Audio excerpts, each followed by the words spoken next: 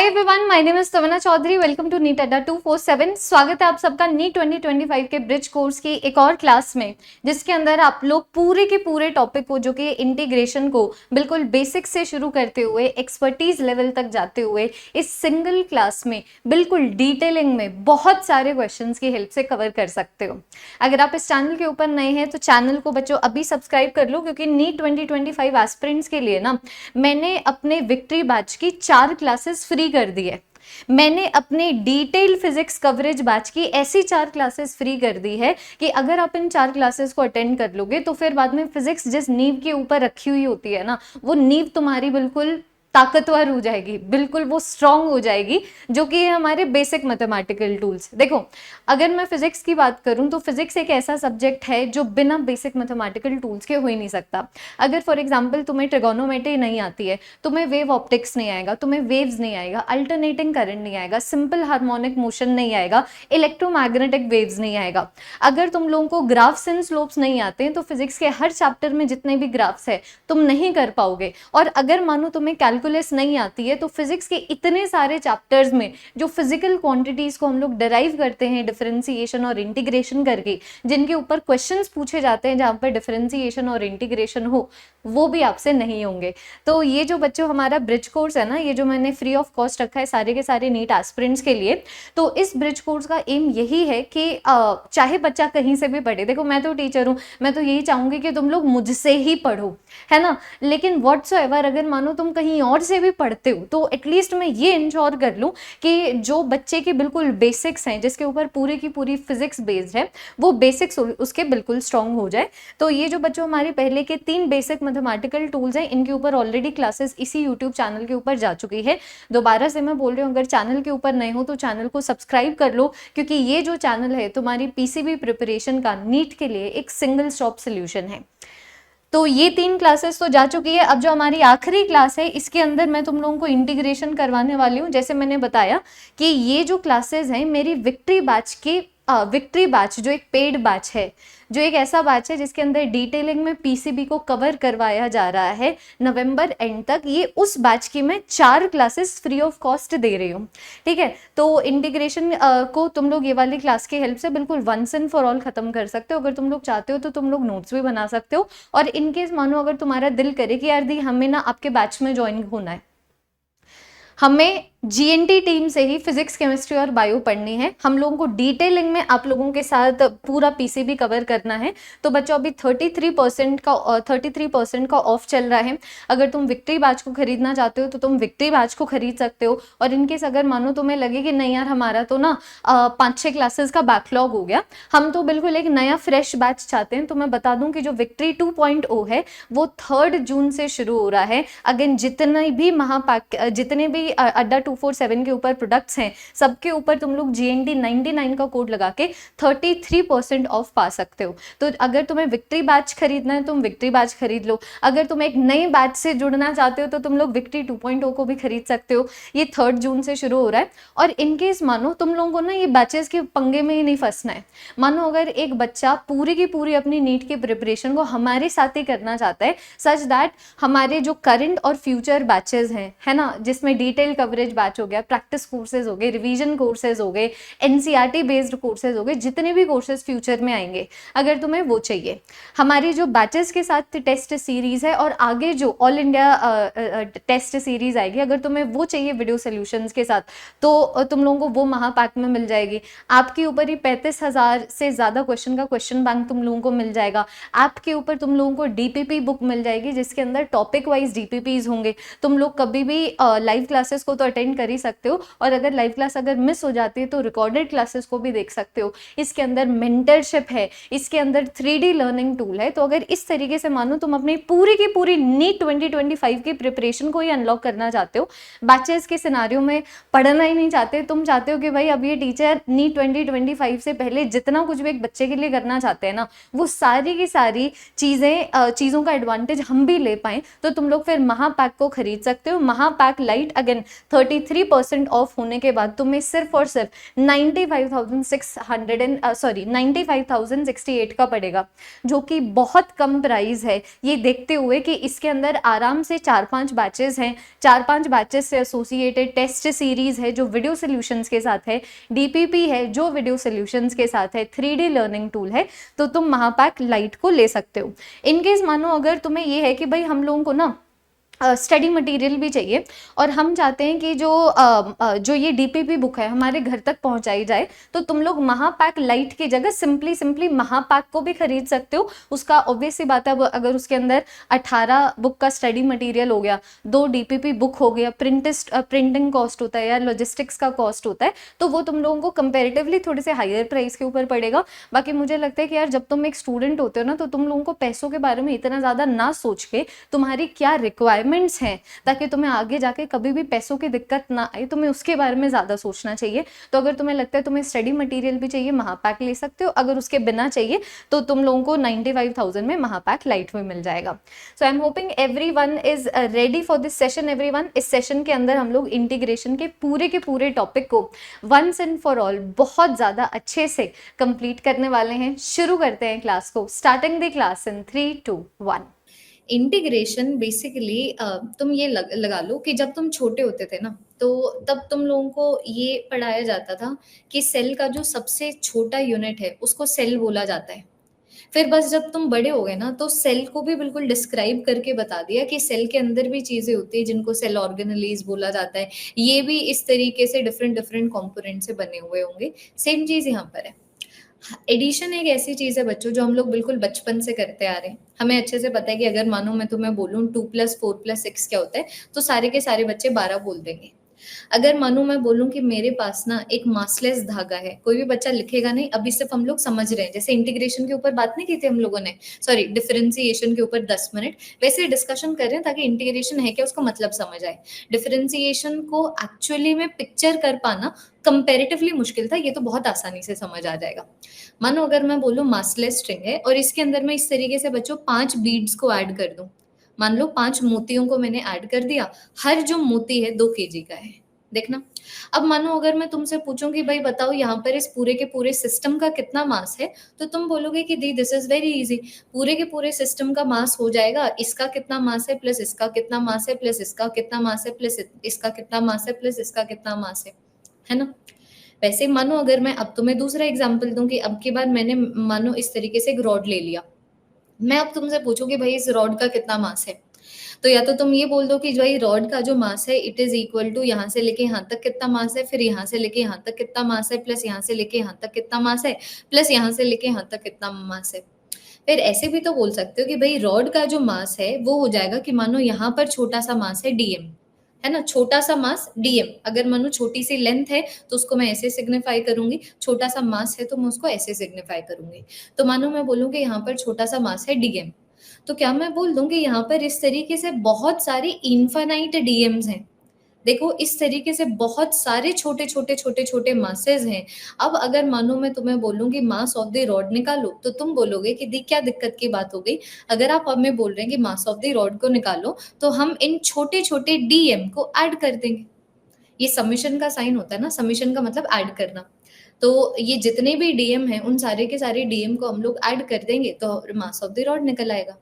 तो मैं तुम्हें यही बोल रही हूँ, छोटी छोटी इनफाइनाइट चीजों को ऐड करने का मतलब ही इंटीग्रेशन होता है। जब इस तरीके से ये आ जाए ना कि भाई ऐड कर रहे हो बहुत सारी छोटी छोटी चीजों को, तो फिर बाद में उसको हम लोग इंटीग्रेशन बोलते हैं। बस उसके लिए एक जो हमारे पास इंग्लिश का टर्म है वो इंटीग्रेशन है। जैसे समेशन को हम लोग इस तरीके से सिग्निफाई करते हैं, इंटीग्रेशन को हम लोग इस तरीके से सिग्निफाई करते हैं। डिफरेंशिएशन का सिग्निफिकेंस समझना फिर भी कंपैरेटिवली मुश्किल था, लेकिन इंटीग्रेशन तो सिर्फ और सिर्फ एडिशन होता है। तो इंटीग्रेशन का मतलब जब आप छोटी छोटी बहुत सारी चीजों को ऐड कर रहे हो, तो वो वाले सिनेरियो में उस एडिशन को एक अलग से नाम दे दिया जाता है, जिसका नाम क्या है, integration. That is the meaning of integration, बस इससे ज्यादा ऊपर कुछ नहीं है।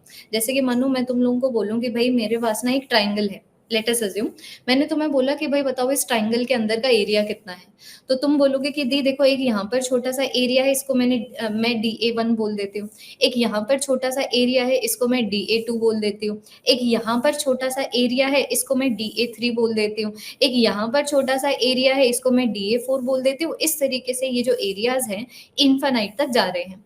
तो अगर आप मुझसे ये पूछ रहे हैं कि भाई बताओ what is the area of the triangle, तो हम क्या करेंगे, इन छोटे छोटे एरियाज को DA1 plus DA2 plus DA3 plus DA4 इस तरीके से ये जाएगा DA इनफाइनाइट तक, हम इन सबको ऐड कर देंगे ताकि एरिया ऑफ द ट्राइंगल पता लग जाए।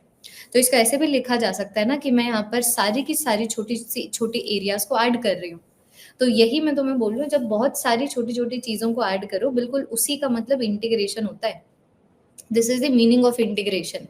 इंटीग्रेशन का मतलब समझ आया? अगर तुम्हें एडिशन का मतलब समझ आता है ना, what is the meaning of addition, तो इंटीग्रेशन एडिशन डिफरेंट नहीं है, integration is addition. Integration is only a special case of addition in which we are adding infinite very small quantities. और अब लिखना शुरू करोगे हमारा चौथा मैथमेटिकल टूल जो कि है इंटीग्रेशन, जिसका मतलब क्या है, इंटीग्रेशन का मतलब एडिंग। सब बच्चे लिखना शुरू करेंगे। इंटीग्रेशन का मतलब एडिंग मल्टीपल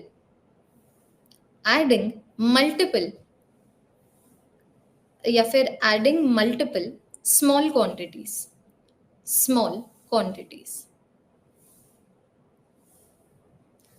एक एग्जाम्पल यहाँ पे, जैसे कि फॉर एग्जाम्पल मानो मैं तुम्हें बोलूं कि भाई ये मेरे पास ना एक रॉड है, मानो मैं तुम्हें बोलूं कि ये मेरे पास एक रॉड है, मैं तुमसे पूछूं कि भाई बताओ मास ऑफ द रॉड कितना है। तो मास ऑफ द रॉड करने के लिए तुम ये टेक्निक अपना सकते हो ना कि देखो एक यहाँ पर छोटा सा मास है, इसको DM1 बोल देते हैं, फिर यहाँ पर एक छोटा सा मास है, इसको हम लोग DM2 बोल देते हैं, फिर एक यहाँ पर छोटा सा मास है, इसको DM3 बोल देते हैं, सो ऑन। यहाँ पर एक और मास आ जाएगा जिसको DM इनफाइनाइट बोल दूंगी। तो तुम बोल सकते हो कि भाई अगर मानो यहाँ पर हम लोगों को मास ऑफ द रॉड को निकालना हो, तो मास ऑफ द रॉड को निकालने के लिए हम क्या करेंगे, जो मेरे पास छोटे छोटे DM है, DM1 DM2 DM3 इस तरीके से DM इन्फिनिटी तक इनको ऐड कर देंगे। तो मैं बोल दूंगी कि भाई मैं यहाँ पर समेशन कर रही हूँ DM का, जहाँ पर जो DM है 1 से शुरू होके इन्फिनिटी तक जा रहा है। बस यही समेशन जो 1 से लेके इन्फिनिटी तक जाता है, इसी को क्या बोलते हैं, इसी को इंटीग्रेशन बोलते हैं। ये देखो जो समेशन का साइन है अब इस तरीके से इंटीग्रेशन के साइन में कन्वर्ट हो जाएगा। Infinite summation is integration. What is this? This can be known as infinite summation. Infinite चीजों को ऐड करना, infinite summation। इनफाइनाइट चीजों को जब ऐड करते हैं ना, ये वाला साइन, ये वाला सिंबल आता है, अगर इन केस किसी बच्चे को नहीं पता है तो जब हम लोगों ने इनफाइनाइट समेशन किया, यहाँ पर मेरे पास क्या आ गया, integration. So this is the integral sign. ये मेरे पास क्या आ गया, इंटीग्रल साइन। तो मतलब समझना इंपॉर्टेंट है, और बस यही है मतलब, आगे प्योरली मैथमेटिकल है, तुम्हें सिर्फ मतलब समझ आना चाहिए। अगर तुम्हें मतलब समझ आ गया तो अब मुझे आगे बस ये बताना है कि इंटीग्रेशन को एक्चुअली में मैथमेटिकली किया कैसे जाता है, एंड देन डन। बस डिफरेंशिएशन में तुम देखो ना, हम लोग को एक पूरी की पूरी क्लास लगी डिफरेंशिएशन को समझने में, डिफरेंशिएशन के बेसिक रूल को समझने में। फिर हम लोगों ने नेक्स्ट क्लास में सिर्फ और सिर्फ मैथमेटिकली डिफरेंशिएशन किया। इंटीग्रेशन इतना बड़ा टॉपिक ही नहीं है, इंटीग्रेशन को समझना बहुत ज्यादा इजी है, क्योंकि इंटीग्रेशन का मतलब ऐड करना होता है। बस आप ऐसी चीजों को ऐड कर रहे हैं जो बहुत ज्यादा छोटी है और इनफाइनाइट है। सो आई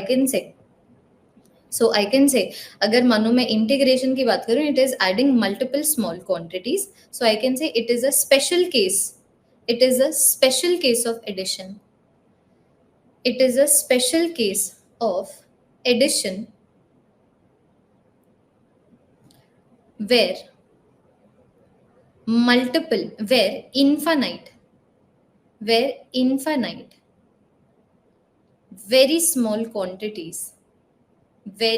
small quantities are being added.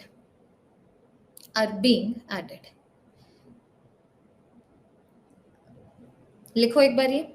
I am hopping कोई दिक्कत नहीं है। अगर तुम्हें एडिशन पता है ना, तो बस एडिशन ही इंटीग्रेशन होता है बच्चों। डिफरेंशिएशन में तो फिर भी चलो तुम्हारा दिमाग लग रहा था, है ना, वहां पर हम लोगों ने उसको स्लोप के साथ रिलेट किया था, जो तुम्हारा सबसे बेसिक ऑपरेशन है मैथमेटिकल एडिशन, बस एडिशन के इस स्पेशल केस को यहाँ पर क्या बोला गया है, इंटीग्रेशन बोला गया है। सो इंटीग्रल साइन को इस तरीके से सिग्निफाई करते हैं, देखना इंटीग्रल साइन को इस तरीके से डिनोट किया जाता है, इस तरीके से डिनोट किया जाएगा, जिसकी एक तो लोअर लिमिट होगी, क्या मतलब है सब समझेंगे, जितना जो समझ आए स्लाइड से उतना उठा लो, जो नहीं समझ आए आगे समझ आ जाएगा। और इसकी एक तरीके से एक अपर लिमिट भी होती है। क्या होता है इसका मतलब, बिल्कुल समझेंगे, अभी के लिए लिख लो जो कुछ भी मैंने लिखवाया है। और अब मैं तुम लोगों को, जैसे बेसिक रूल मैंने करवाया था डिफरेंशिएशन का, अब मैं तुम लोगों को बेसिक रूल इंटीग्रेशन का कराऊंगी। That is it, this is the meaning of integration, खत्म। अब आगे सिर्फ और सिर्फ कैलकुलेशंस है, आगे सिर्फ और सिर्फ मैथमेटिक्स है। हाँ जी, कोई दिक्कत की बात तो नहीं हुई बच्चों?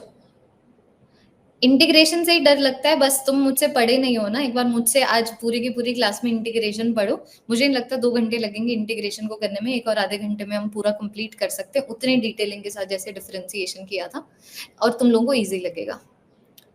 लिख लो 5 4 3 2 1। तो ये हो गया बच्चों हमारा बेसिक मतलब इंटीग्रेशन का। अब मैं ना तुम लोगों को जो सबसे बेसिक रूल है इंटीग्रेशन के वो बताती हूँ, ठीक है। जैसे कि देखो बच्चों, जब भी हम लोग डिफरेंशिएशन कर रहे होते हैं, हम क्या करते हैं, डिफरेंशिएशन में जो ओरिजिनल पावर है मल्टीप्लिकेशन में आती है और नई पावर 1 से कम हो जाती है, यहाँ पर बिल्कुल डिफरेंट है। तुम ये लगा लो जैसे एडिशन और सब्ट्रैक्शन एक दूसरे के उल्टे है ना, एक दूसरे के उल्टे है ना एडिशन और सब्ट्रैक्शन, जैसे मल्टीप्लिकेशन और डिवीजन एक दूसरे के उल्टे हैं, वैसे इंटीग्रेशन और डिफरेंशिएशन भी एक दूसरे के उल्टे हैं।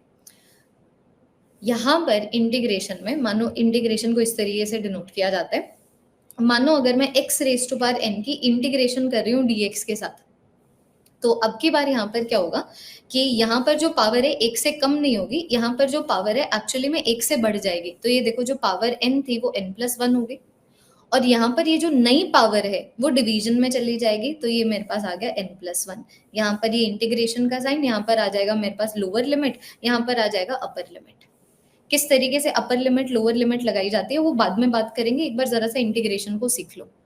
और प्लस माइनस का बिल्कुल सेम खेल है, जैसे अगर मैं तुम्हें बोलूं a प्लस बी माइनस सी के डिफरेंशिएशन करो, तो तुम a की डिफरेंशिएशन करोगे, प्लस फिर b की डिफरेंशिएशन करोगे, माइनस फिर c की डिफरेंशिएशन करोगे। सेम चीज यहाँ पर है, अगर मानो मैं तुम्हें बोलूं a प्लस बी माइनस सी की इंटीग्रेशन करो dx के साथ, तो तुम क्या करना, a की इंटीग्रेशन कर देना dx के साथ, प्लस फिर b की इंटीग्रेशन कर देना dx के साथ, माइनस c की इंटीग्रेशन कर देना फिर dx के साथ। ये सबसे बेसिक रूल्स हैं जो तुम लोगों को इंटीग्रेशन के बारे में पता होना चाहिए। मतलब मैं तुम लोगों को ऑलरेडी बता चुकी हूँ, अब ये मैथमेटिक्स है, इनमें मतलब मत खोजना। ये है मतलब इंटीग्रेशन का। अब हम लोग यहाँ पर सिर्फ और सिर्फ मैथ सीखने वाले हैं, ठीक है। लिखोगे जब तक मैं बोल ना दूं कि भाई ये लिखना नहीं है, सब लिखना है। तो देखना, इसका मानो अगर मैं तुम लोगों को एक एग्जाम्पल दूं, मानो मैं तुम लोगों को बोलूं कि भाई x रेज टू पावर 3 की इंटीग्रेशन dx के साथ करो, क्योंकि हम लोग इंटीग्रेशन कर रहे हैं, है ना। तो मैं जैसे डिफरेंशिएशन करते हैं dx के साथ, उसी तरीके से इंटीग्रेशन करते हैं हम लोग यहाँ पर dx के साथ। तो मानो अगर मैं तुम्हें बोलूं x के क्यूब की इंटीग्रेशन कर दो dx के साथ, तो तुम्हें क्या करना है, तुम्हें कुछ नहीं करना है, बस पावर जो है 1 से बढ़ जाएगी। ये देखो जो पावर है 1 से बढ़ गई, और जो नई पावर है वो इस तरीके से डिवीजन में आ जाएगी। ये देखो इस तरीके से ये जो पावर है डिवीजन में आ जाएगी। एक और एग्जांपल मानो अगर मैं तुम लोगों को दूं, मैं तुम्हें बोलूं कि भाई t की पावर है 1/2, ठीक है, t की पावर है 1/2, इसका इंटीग्रेशन कर दो dt के साथ। So again this should not be difficult, मैंने तुम्हें बता दिया पावर 1 से बढ़ जाएगी, तो जो पावर 1/2 थी अब वो 3/2 हो गई, और जो नई पावर है वो डिवीजन में चली जाएगी, तो डिवीजन में इस तरीके से 3/2 चला गया, तो ये मेरे पास आ गया 2t की पावर 3/2 डिवाइडेड बाय 3। सबसे बेसिक चीज डिफरेंशिएशन में ओरिजिनल पावर मल्टीप्लिकेशन में आ जाती है, नई पावर 1 से कम हो जाती है। तो मैं ऐसे सोचो ना बच्चों, डिफरेंशिएशन थोड़ा डिवीजन जैसा दिखता है, इंटीग्रेशन मल्टीप्लिकेशन जैसा दिखता है। इंटीग्रेशन मल्टीप्लिकेशन एडिशन ही तो है, मल्टीप्लिकेशन एडिशन ही है ना। अगर मानो मैं तुम्हें बोलूं कि 4 मल्टीप्लाइड बाय 4 करो, इसका मतलब 4 को तुम इस तरीके से 4 बार लाओ और ऐड करो, मल्टीप्लिकेशन इज एडिशन। अगर मानो मैं तुम्हें बोलूं 10 मल्टीप्लाइड बाय 2 करो, इसका मतलब 10 को 2 बार लेके आओ और ऐड करो। अगर मानो मैं तुम्हें बोलूं 10 मल्टीप्लाइड बाय 12 करो, इसका मतलब 10 को तुम इस तरीके से 12 बार लेके आओ और ऐड करो।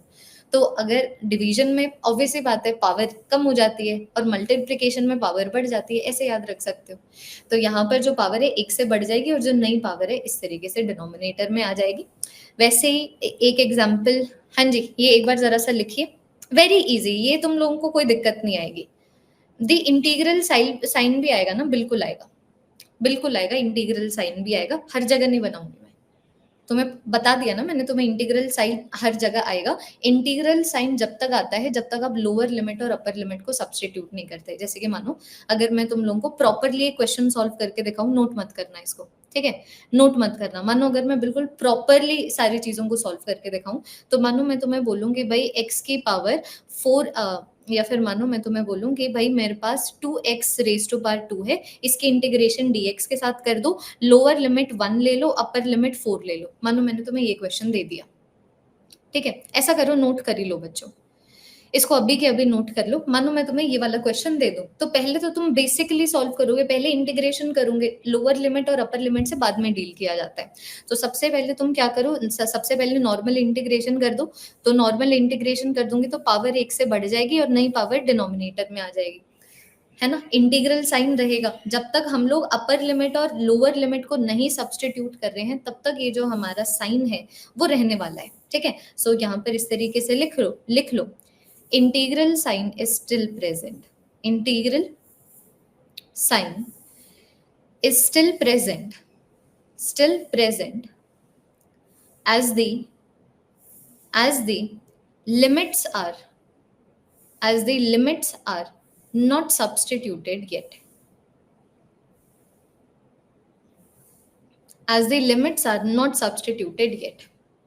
अब इसके बाद लिमिट सब्सटीट्यूट करोगे, तो लिमिट कैसे सब्सटीट्यूट करोगे ना, ये इंटीग्रल साइन के अंदर तुम्हारे पास, ये इंटीग्रल साइन के अंदर तुम्हारे पास जो कुछ भी आया है, सबसे पहले इसको लिखोगे अपर लिमिट के लिए, देखना, सबसे पहले इसको लिखोगे अपर लिमिट के लिए, फिर माइनस करोगे और फिर लिखोगे लोअर लिमिट के लिए। इसमें कुछ समझना नहीं है, पता होने की बातें। इसमें तुम लोग क्या कंसेप्ट निकालोगे, मैं तुम्हें बता रही हूँ मैथमेटिक्स कैसे करते हैं। इंटीग्रेशन का मतलब मैं तुम्हें ऑलरेडी क्लियर कर चुकी हूँ। और अगर हमारी क्लास लेटेस्ट अज्यूम 90 मिनट के, तो 90 मिनट के अंदर ही तुम्हें 100% क्लियर होगा। अभी के लिए जो ज्यादा क्लियर हो रहा है बस उसी के ऊपर ध्यान दो।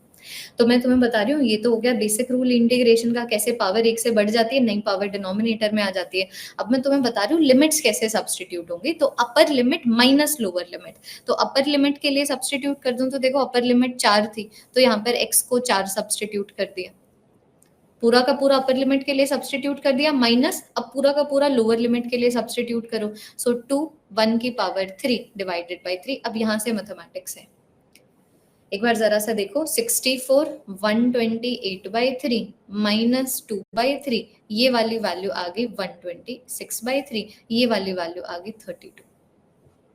देखो एक बार, इसमें मतलब इतना कुछ बहुत बड़ी बातें नहीं है। ये जान लो कि किस तरीके से लिमिट्स को सब्सटीट्यूट किया जाता है। यहाँ पर जैसे ही लिमिट सब्सटीट्यूट हुई, देखो इंटीग्रल साइन चला गया, लिमिट्स सब्सटीट्यूटेड। कैसे सब्सटीट्यूट करना होता है बता दिया है।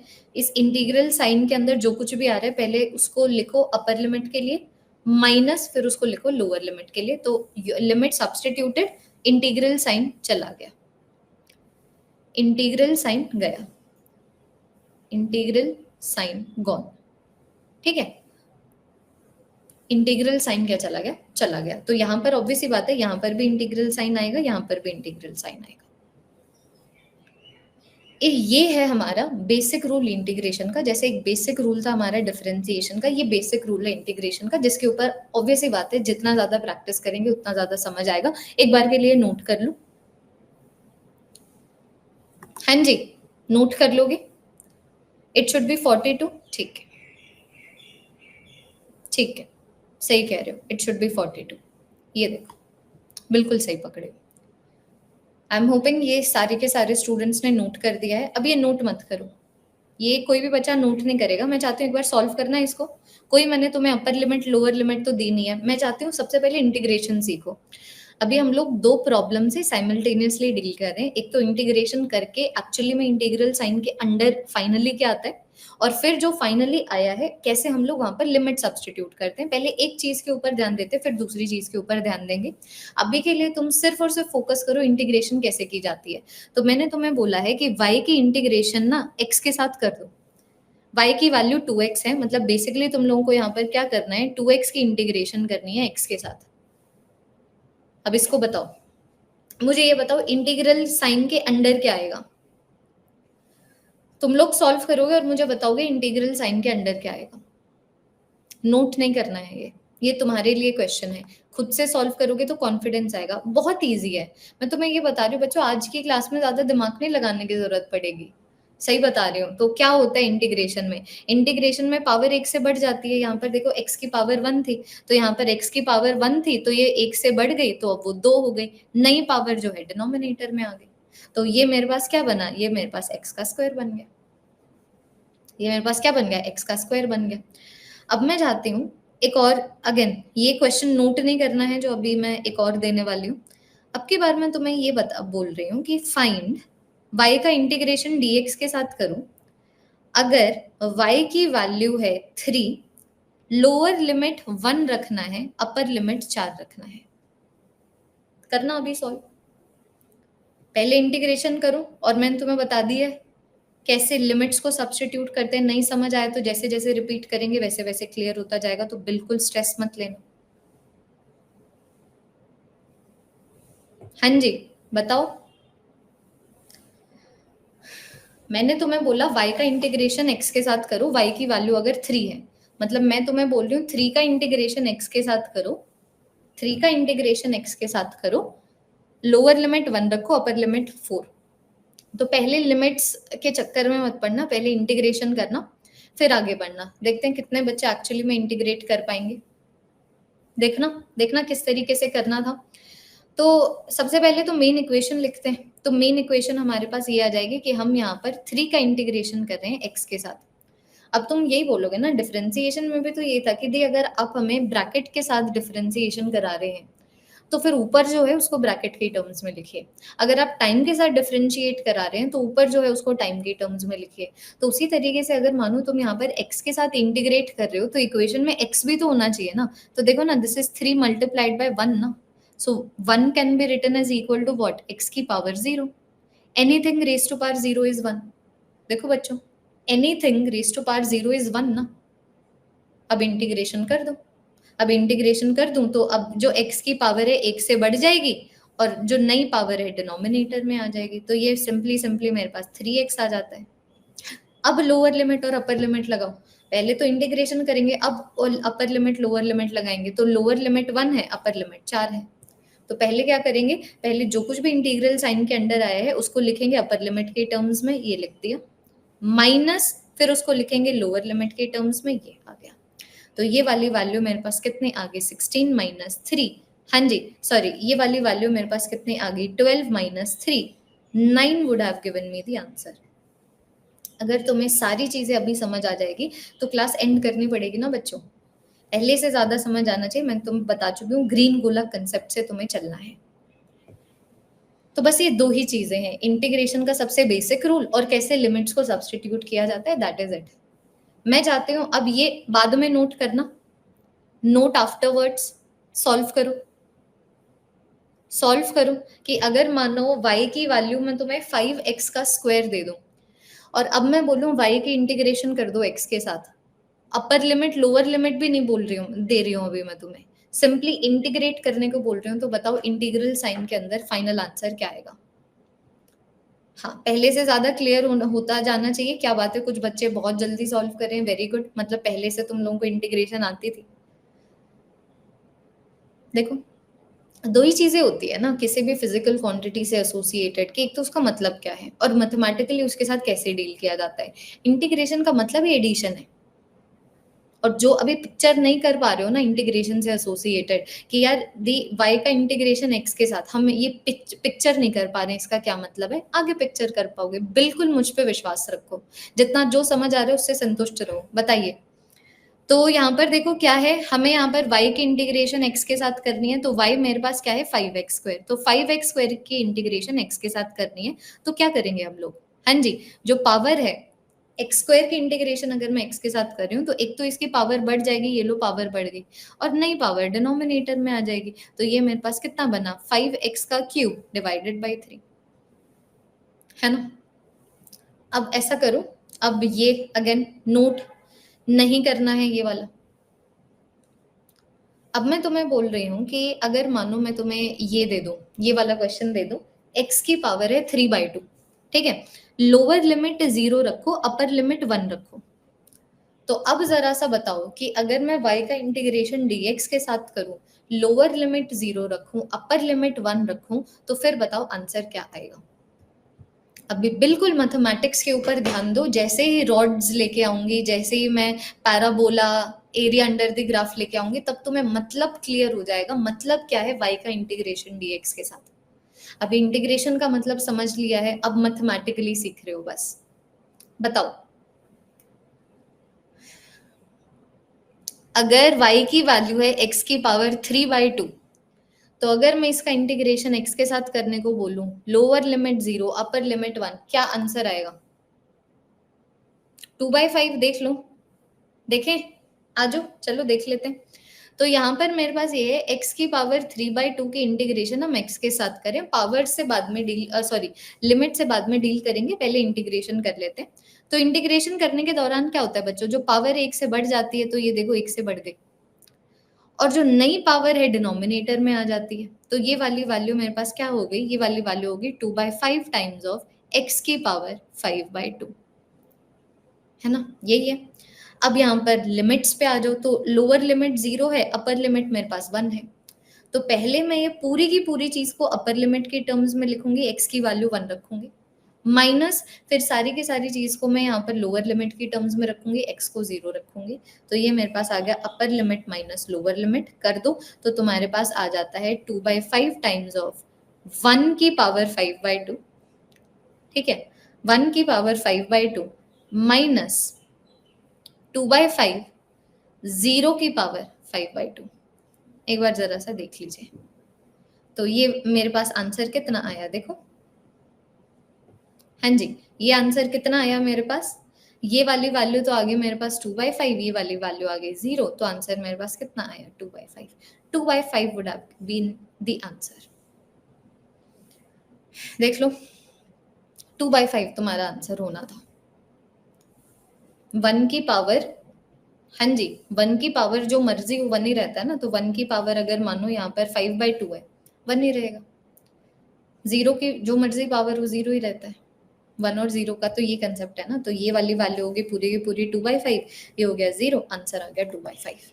इजी है ना, बताओ एक बार, कंपेरेटिवली इजी है कि नहीं है। डिफरेंशिएशन में लगा, हम लोगों ने डिफरेंशिएशन में बहुत बातें की हैं, but integration is very easy यार, कंपेरेटिवली बहुत इजी है। अब ये नोट नहीं करना है, सॉल्व करो, तुम्हारे सिर्फ कॉन्फिडेंस बूस्ट करने के लिए मैं ये क्वेश्चन दे रही हूँ, सॉल्व करो, आंसर तक पहुंचो। इसमें मैं पोल पूछूंगी तुम्हारा सही गया है कि नहीं, देखेंगे कितने बच्चे सही कर पा रहे हैं। 4x की पावर 3, इसका इंटीग्रेशन करो x के साथ, लोअर लिमिट 2, अपर लिमिट 4 रख के। ये सबसे बेसिक रूल है, पहले ये सीख लो ताकि हम लोग आगे बढ़ सके।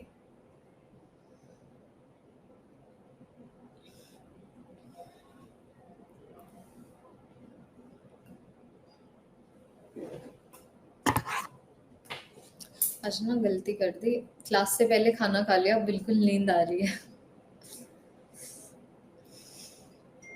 बताओ जी,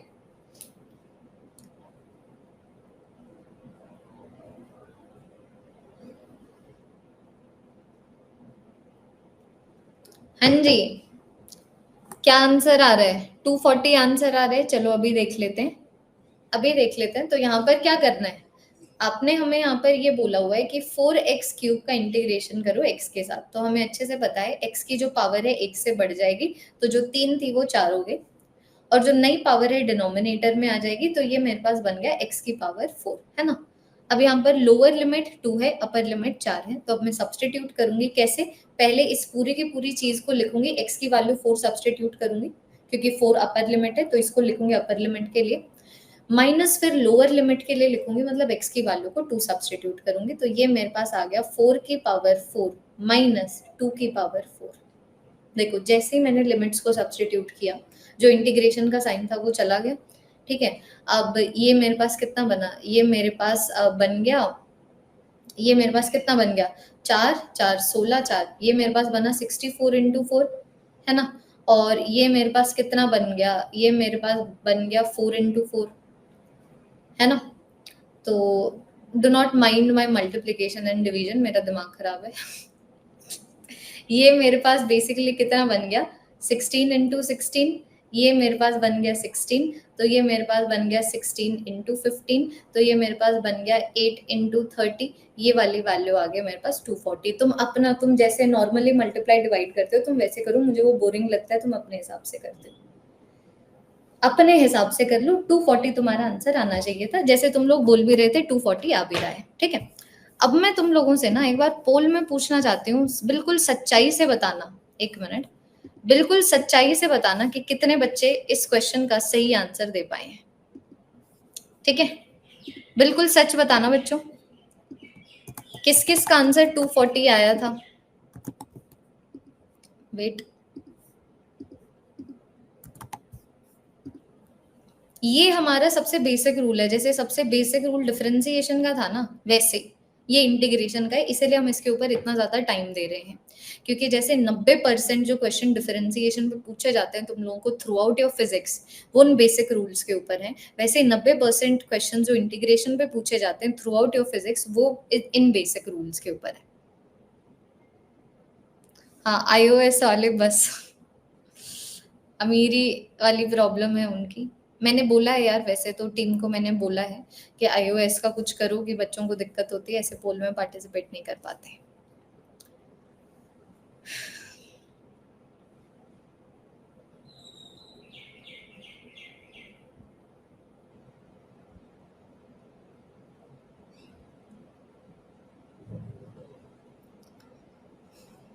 ओके, वाओ, ग्रेट, 86% स्टूडेंट्स ने बिल्कुल सही आंसर किया है। जो बच्चे सही आंसर नहीं कर पाए हैं बच्चों, प्लीज थोड़ा सा और ध्यान से क्लास को अटेंड करो, क्योंकि ये जो मैंने तुम लोगों को बेसिक रूल बताया है ये 6 बार तुम्हारे आगे हम लोगों ने सॉल्व किया है, 6 बार बिल्कुल सेम चीज। अब ये वाला क्वेश्चन नोट करोगे, लेकिन बाद में नोट करोगे, बाद में नोट करोगे, सॉल्व करना एक बार। अब की बार मैंने तुम्हें ये वाली इक्वेशन दे दी, मैंने तुम्हें बोला ये y है, अब y का इंटीग्रेशन करो x के साथ, लोअर लिमिट 1 अपर लिमिट को 2 रख के।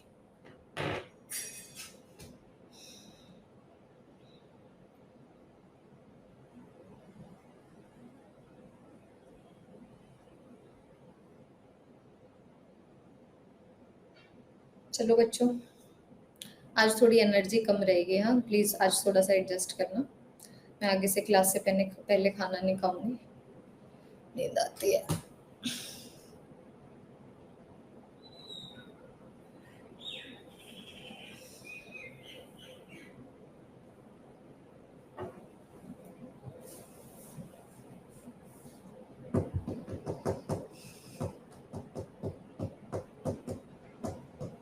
करो सॉल्व।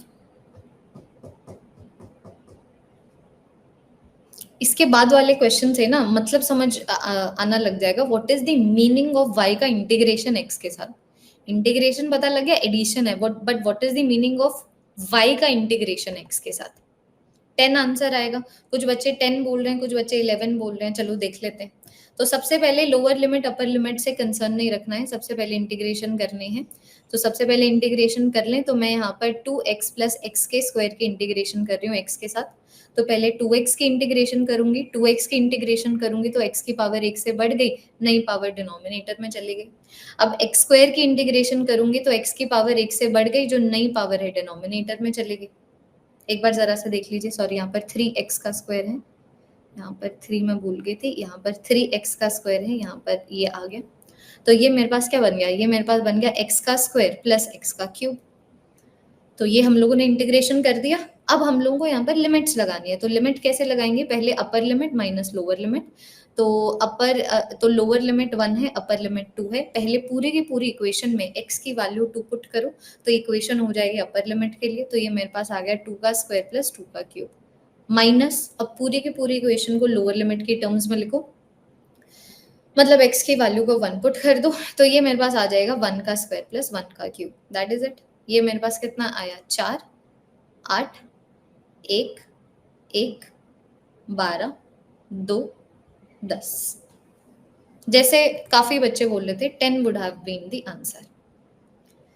इस तरीके से बच्चों, कुछ इस तरीके से हमारा जो क्वेश्चन है सॉल्व होना था। तो अभी मैंने तुम्हें 7 क्वेश्चन करा दिए, जिसमें मैं तुम्हें सिर्फ और सिर्फ ये जो एक बेसिक रूल है इंटीग्रेशन का, पावर 1 से बढ़ जाती है, नई पावर डिनोमिनेटर में आ जाती है, और कैसे लिमिट्स को सब्स्टिट्यूट किया जाता है, 7 बार मैंने तुम्हें करवा दिया। अब थोड़ा सा आगे बढ़ते हैं।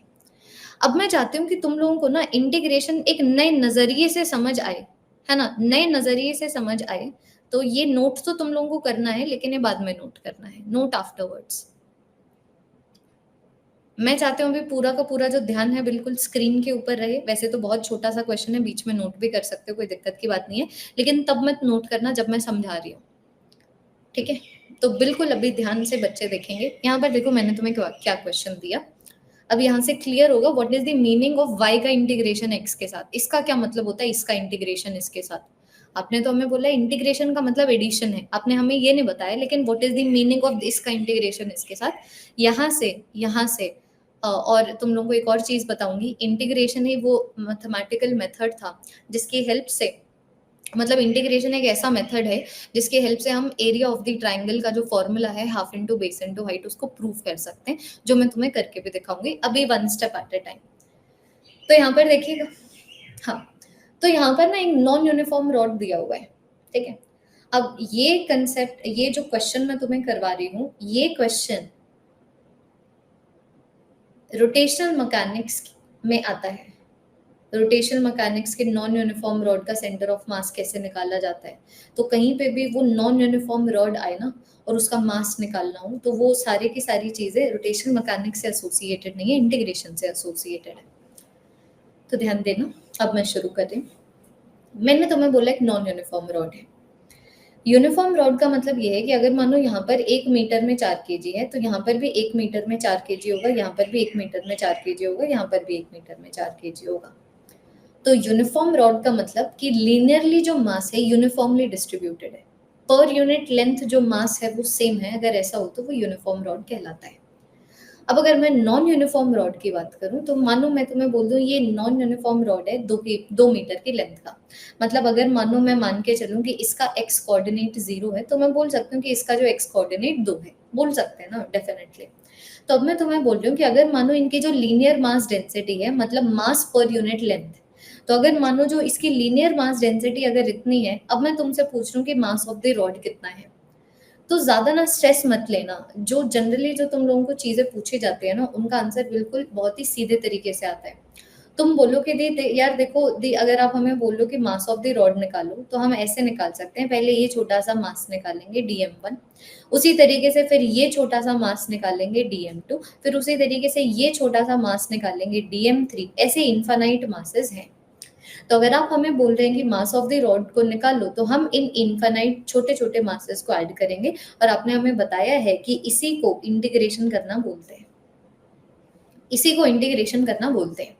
तो अब मैं तुम्हें बोल रही हूँ कि लीनियर मास डेंसिटी का मतलब क्या, लीनियर मास डेंसिटी का मतलब कितना मास डिस्ट्रीब्यूटेड है per unit volume. So what is this, this is dm by dx।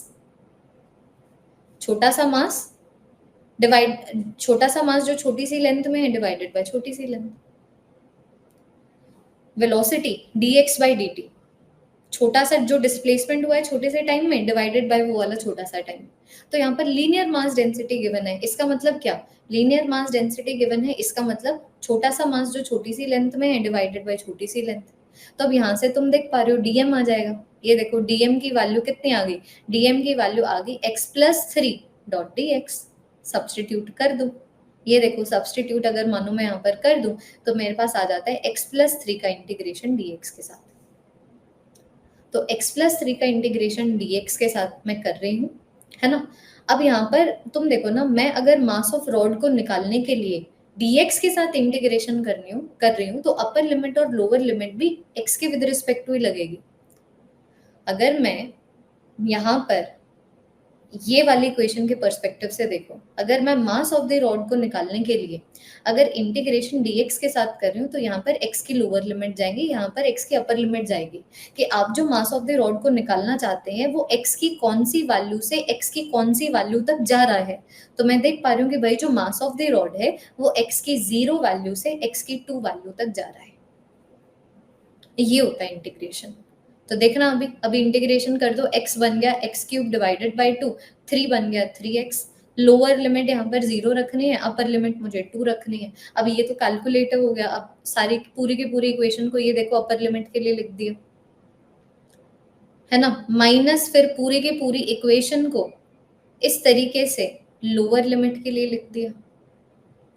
तो ये मेरे पास कितना आ गया, ये मेरे पास आ गया 8।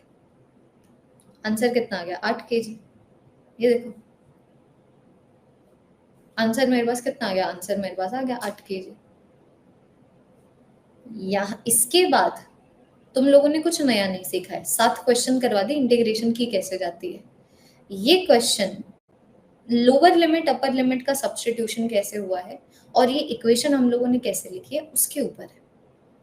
कि मुझे यहाँ पर मास ऑफ द रॉड निकालना था तो मैंने बोला इस छोटे छोटे मासेस को ऐड कर देते हैं, आ जाएगा, इंटीग्रेशन हो गया। अब मुझे डीएम की वैल्यू, अब देखो इंटीग्रेशन के अंडर सिर्फ डीएम है इसका क्या मतलब हुआ, है ना। तो हम लोगों को मास के बारे में तो कुछ पता नहीं, हमें तो लेंथ के बारे में पता है। तो हमने सोचा डीएम ना करके डीएक्स लेके आते हैं, तो लेमडा की हेल्प से ले आए। लेमडा क्या है, मास पर यूनिट लेंथ की छोटा सा मास डिवाइडेड बाय कितनी छोटी सी लेंथ में। तो डीएम की वैल्यू आ गई डीएक्स की टर्म्स में।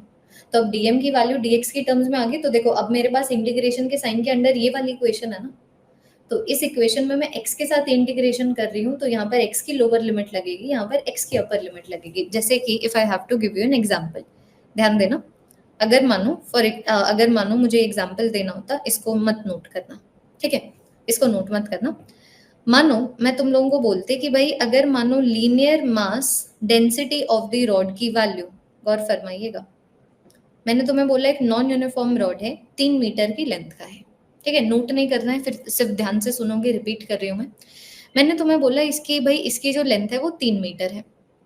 अब मैं तुम लोगों को ये बोल रही हूँ अगर इसकी लीनियर मास डेंसिटी की वैल्यू, लीनियर मास डेंसिटी को लेमडा से सिग्निफाई किया जाता है, अगर उसकी वैल्यू है 5x, तो मैं तुमसे ये पूछना चाह रही हूँ how much mass of the rod lies between x is equal to 0 to x is equal to 1। ये मैंने तुमसे पूछ लिया कि मैंने तुम्हें बोला है कि x is equal to 0 से x is equal to 1 के बीच वाला जो मास है, अब की बार मैंने तुम्हें बोला कि भाई ये जो बीच वाला मास है वो निकालो। तो तुम बोलोगे कि दी इस बीच वाला ये जो आपने पोर्शन दिया है जिसके बीच में आप मास निकालने को बोल रहे हो, अगर मुझे वो वाला मास भी निकालना है तो इसके अंदर जो बहुत इनफाइनाइट छोटे छोटे मासेस हैं उनको मुझे ऐड करना पड़ेगा। छोटी छोटी इनफाइनाइट चीजों को ऐड करने का मतलब ही इंटीग्रेशन होता है। अब तुम देखो, अगर मानो कोई बच्चा ये सोचे कि दी यहीं से सॉल्व कर लो ना, तो मुझे क्या पता लोअर लिमिट अपर लिमिट क्या है, आई डोंट नो ना। इंटीग्रेशन का साइन तब तक नहीं जाएगा जब तक लोअर लिमिट अपर लिमिट ना बताओ, तो मैं यहाँ से कैसे सॉल्व करूंगी। अगर कोई बच्चा सोच रहे 1 डॉट डीएम कर दो, लेकिन आई डोंट नो ना लोअर लिमिट और अपर लिमिट क्या है। कर तो मैं दूंगी 1 डॉट डीएम, लेकिन मुझे नहीं पता अपर लिमिट लोअर लिमिट क्या है। मुझे क्या पता कि यहाँ से लेके यहाँ तक कितना मास है, वही तो मैं निकालना चाह रही हूँ। इसलिए मैंने इसको लिखा एक ऐसी टर्म्स में जो मुझे पता है, जैसे कि मुझे लेंथ पता थी, तो मैंने सोचा ठीक है तो डीएम को डीएक्स की टर्म्स में लिखते हैं, तो लेमडा की हेल्प ले ली। लेमडा है 5x और लेमडा क्या होता है, कितना मास प्रेजेंट है per unit length, which is DM by dx। तो तुम देखो मैंने डीएम को एक ऐसी टर्म्स में लिख दिया, लेंथ की टर्म्स में लिख दिया, और लेंथ में जानती हूँ तो डीएम को मैंने लिख दिया 5x डॉट dx। इंटीग्रेशन अगर मैं कर दूं तो ये मेरे पास आ गया 5x का स्क्वायर बाई 2। अब तुम देखो तुम यहाँ पर करना क्या चाहते हो। अब की बार तुम x इज इक्वल टू 0 से x इज इक्वल टू 3 तक के बीच में जो मास ऑफ द रॉड है वो नहीं निकालना चाहते, तुम अब की बार से वो निकालना चाहते हो मास ऑफ द रॉड जो x इज इक्वल टू 0 से लेके x इज इक्वल टू 1 तक लाई कर रहा है। तो अगर तुम यहां से सॉल्व करते कर सकते थे अगर अपर लिमिट लोअर लिमिट दी होती, लेकिन तुम्हें कहाँ दिया हुआ है कि कहाँ से लेके कहाँ तक मास जा रहा है, वो दिया होता तब तो दिक्कत ही नहीं होती। अगर तुम्हें बोला जाता फॉर एग्जाम्पल कि भाई यहाँ से लेके यहाँ तक मास निकालो, यहाँ से लेके यहाँ तक 2 kg है, यहाँ से लेके यहाँ तक 6 kg है, तो दैट इज इट। यहाँ पर तुम डीएम का इंटीग्रेशन करते लोअर लिमिट 2 रखते, अपर लिमिट 6 रखते, आंसर 4 आ जाता। मास वगैरह तो कुछ गिवन ही नहीं है ना, हमें तो लेंथ की टर्म्स में चीजें गिवन है, इसलिए मैंने अपना दिमाग ये लगाया कि डीएम को मतलब एम को एल की टर्म्स में, एम को एक्स की टर्म्स में लिखा जाए, तो लीनियर मास डेंसिटी की हेल्प से लिख दिया। अब मैं वो मास ऑफ द रॉड निकाल रही हूँ जो x इज इक्वल टू 0 से x इज इक्वल टू 1 तक है, तो lower limit upper limit x की कर दी और ये मेरे पास आंसर आ जाएगा। अब 5 1 की पावर 2/2 -5 0 की पावर 2/2, ये वाली वैल्यू मेरे पास कितनी आ गई 5/2, बोले तो 2.5 kg। देखिए अब इंटीग्रेशन का मतलब समझो बच्चों, अब तुम सिर्फ मतलब तुम देखो यहाँ पर तुम लोगों ने नई चीज थोड़ी सीखी है, इंटीग्रेशन कैसे करते हैं वो तुमने थोड़ी सीखा है यहाँ पे। मैं अब तुम्हें मतलब समझाना चाह रही हूँ कि बच्चों अब ना थोड़ा सा इस इक्वेशन से बाहर आके जो पहले के 2 स्टेप्स हैं उनका सिग्निफिकेंस समझो, अपर लिमिट और लोअर लिमिट का सिग्निफिकेंस समझो। अब जैसे कि मैं तुम्हें एक और क्वेश्चन देती हूँ, ये अगेन तुम लोगों को बाद में नोट करना है, नोट दिस आफ्टरवर्ड्स, ठीक है, नोट दिस आफ्टरवर्ड्स, बिल्कुल ध्यान दीजिएगा। मैंने तुम्हें बोला कि भाई ये मेरे पास ना एक पैराबोला है, ठीक है, पैराबोला है और पैराबोला की इक्वेशन दे दी मैंने। देख ही पा रही हूँ मैं, x के ऊपर कटोरा है तो x का स्क्वायर आएगा, तो इन्होंने पैराबोला की इक्वेशन दे दी कि equation of the parabola is y is equal to 3x का स्क्वायर। और अब मैं तुम्हें बोल रही हूँ कि ये है वो पैराबोला, तो बताओ इस पैराबोला के अंडर ये वाला एरिया कितना है जो x इज इक्वल टू 2 से लेके x इज इक्वल टू 5 तक जा रहा है। तो इंटीग्रल साइन के अंदर तुम dm रखना चाहते हो, dx रखना चाहते हो, dy रखना चाहते हो, that will depend on what is provided. तो तुम देखो ना, मैं अगर मानो मुझसे ये शेडेड एरिया पूछा जाए तो मैं यही बोलूंगी ना कि भाई मुझे ना यहाँ पर छोटे छोटे एरियाज हैं, जैसे कि तुम देख पा रहे हो एक ये छोटा सा एरिया आ गया DA1, उसी तरीके से फिर एक ये छोटा सा एरिया आ जाएगा इस तरीके से DA2, फिर इस तरीके से ये एक और छोटा सा एरिया आ जाएगा DA3। तो दी अगर आप हमें ये बोल रहे हैं कि आप शेडेड एरिया को निकालो, तो हम सिर्फ ये कर सकते हैं कि जो मेरे पास मल्टीपल छोटे छोटे एरियाज है उनको ऐड कर देते हैं। आपने ये हमें बताया है कि छोटी छोटी चीजों को ऐड करने का मतलब इंटीग्रेशन होता है।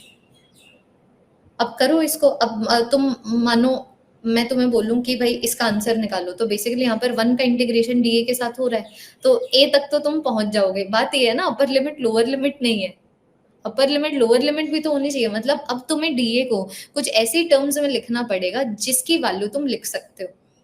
तो तुम देखो ना बच्चों, अगर मानो मैं एक छोटे से एरिया को लिखूं, लाइक फॉर एग्जाम्पल अगर मैं यही वाले छोटे से एरिया को लिखूं, तो ये वाला छोटा सा एरिया आ जाएगा इससे एसोसिएटेड जो y की वैल्यू है मल्टीप्लाइड बाय इससे एसोसिएटेड जो छोटी सी dx की वैल्यू है। एरिया लेंथ इनटू ब्रेड्थ ही तो होता है। तो मैंने सोचा कि भाई इस एरिया को मैं ऐसे लिख देती हूँ, कितनी इसकी लेंथ है मल्टीप्लाइड बाय किसकी कितनी इसकी ब्रेड्थ है।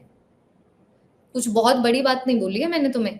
इसका रेक्टेंगल का area length length into breadth ही होता है ना, तो इसको कैसे लिखोगे, लेंथ मानो ये वाली जो वैल्यू है y है ना, लेंथ मल्टीप्लाइड बाय ब्रेड्थ, ये छोटी सी जो वैल्यू है जो dx है। तो छोटी सी एरिया को लिखा तो ये फॉर्मूला आ गया, ये फॉर्मूला आ गया। तो अब यहाँ पर dA आ रहा था, यहाँ पर dx आ रहा है, तो dx की अपर लिमिट और लोअर लिमिट तो मुझे पता है कि मैं वो वाली एरिया निकालना चाहती हूँ जो x की वैल्यू 2 से लेके x की वैल्यू 5 तक जा रही है। तो बस अब y को x के टर्म्स में लिख दो और you guys are sorted. 3x square dot dx, ये मेरे पास आ गया x का cube, lower limit 2 upper limit 5, तो ये मेरे पास बना 5 का क्यूब माइनस 2 का क्यूब।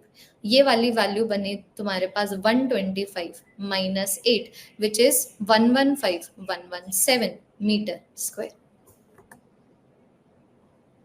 देखिए अब मैं मतलब समझा रही हूँ बच्चों, ये देखिए इतना कुछ बहुत बड़ी बात नहीं की है हम लोगों ने। ये देखो कि दी आपने हमसे पूछा एरिया ऑफ द ट्राइंगल बताओ, सॉरी शेडेड एरिया बताओ, तो शेडेड एरिया हम ऐसे नहीं निकाल सकते।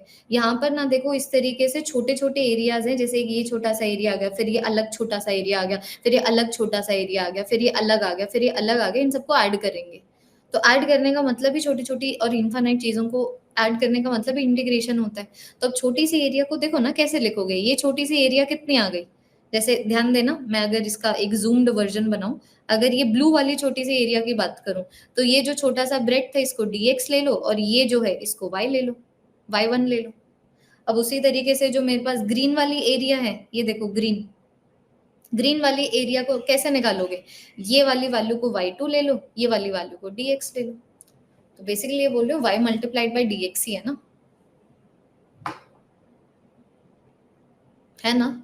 अगर मानो मुझे इसका बिल्कुल जूम करके वर्जन बताना हो, ठीक है, कि दी थोड़ा और डिटेलिंग में बताओ, ये देखो dA1 plus dA2 plus dA3 so on dA infinite. तो ये मेरे पास बन गया क्या, ये मेरे पास बना y1 dx plus y2 dx plus y3 dx plus y infinite dx। तो ये हो गया integration of y dot D X, integration of y dot D X, sorry ये मेरे पास हो गया summation of y dot D X, जो हो गया मेरे पास integration of y dot D X. इससे ज्यादा डिटेलिंग में अब कौन ही बताएगा तुम्हें। देखो this is the meaning of integration, answer तक कोई भी पहुंच जाएगा। अब मैं चाहती हूँ तुम लोग सॉल्व करो एक क्वेश्चन। हाँ जी, नोट मत करना ये वाले क्वेश्चन को, मैं चाहती हूँ तुम लोग सॉल्व करो ये क्वेश्चन, ये बाद में नोट करना है तुम्हें, ठीक है। देखना मैं क्वेश्चन क्या दे रही हूँ बच्चों। क्वेश्चन अब की बार मैंने तुम्हें ये दिया, जस्ट 1 सेकेंड। क्वेश्चन यही है, find the shaded area, find the shaded area, just 1 second, ठीक है। फाइंड द शेडेड एरिया, यहाँ पर मैंने तुम्हें इसकी इक्वेशन दे दी है y is equal to half x का स्क्वायर, ठीक है। ये वाला शेडेड एरिया मैंने तुम्हें दिया है, जस्ट 1 सेकेंड, ये वाला शेडेड एरिया निकालने को मैंने तुम्हें बोला है। फाइंड दिस शेडेड एरिया, अगर यहाँ पर x की वैल्यू जो है वो 4 है। बताओ शेडेड एरिया निकालो, नोट नहीं करना है इसको।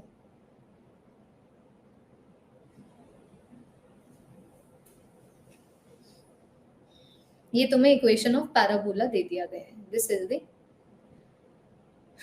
Equation of parabola. ये है वो सारी की सारी बेसिक मैथ्स जो तुम्हारे फिजिक्स के पूरे सिलेबस में डिस्ट्रीब्यूटेड है।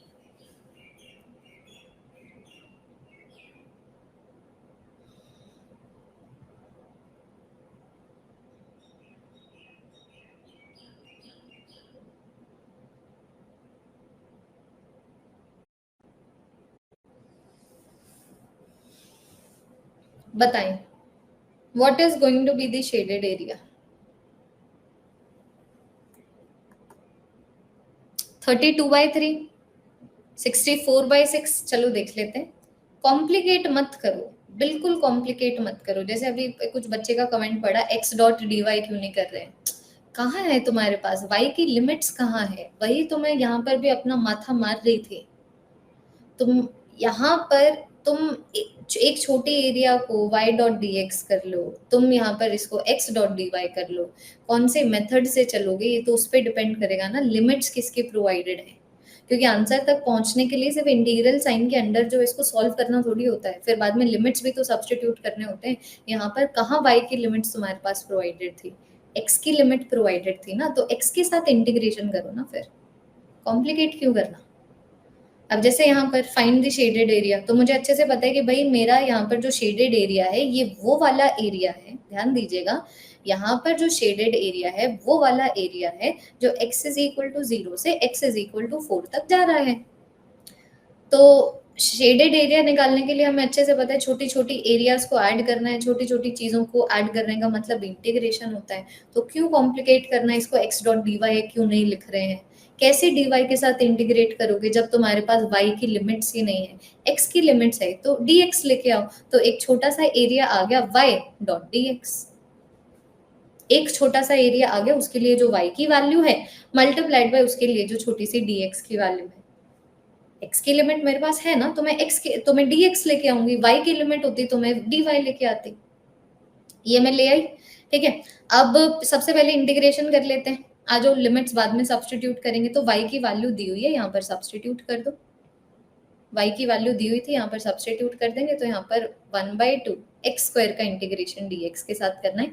इंटीग्रेशन करते दौरान जो पावर है एक से बढ़ जाती है और नई पावर डिनोमिनेटर में चली जाती है, ऑलरेडी 2 डिनोमिनेटर में था, 3 भी चला गया, 2 मल्टीप्लाइड बाय 3 6 बन गया।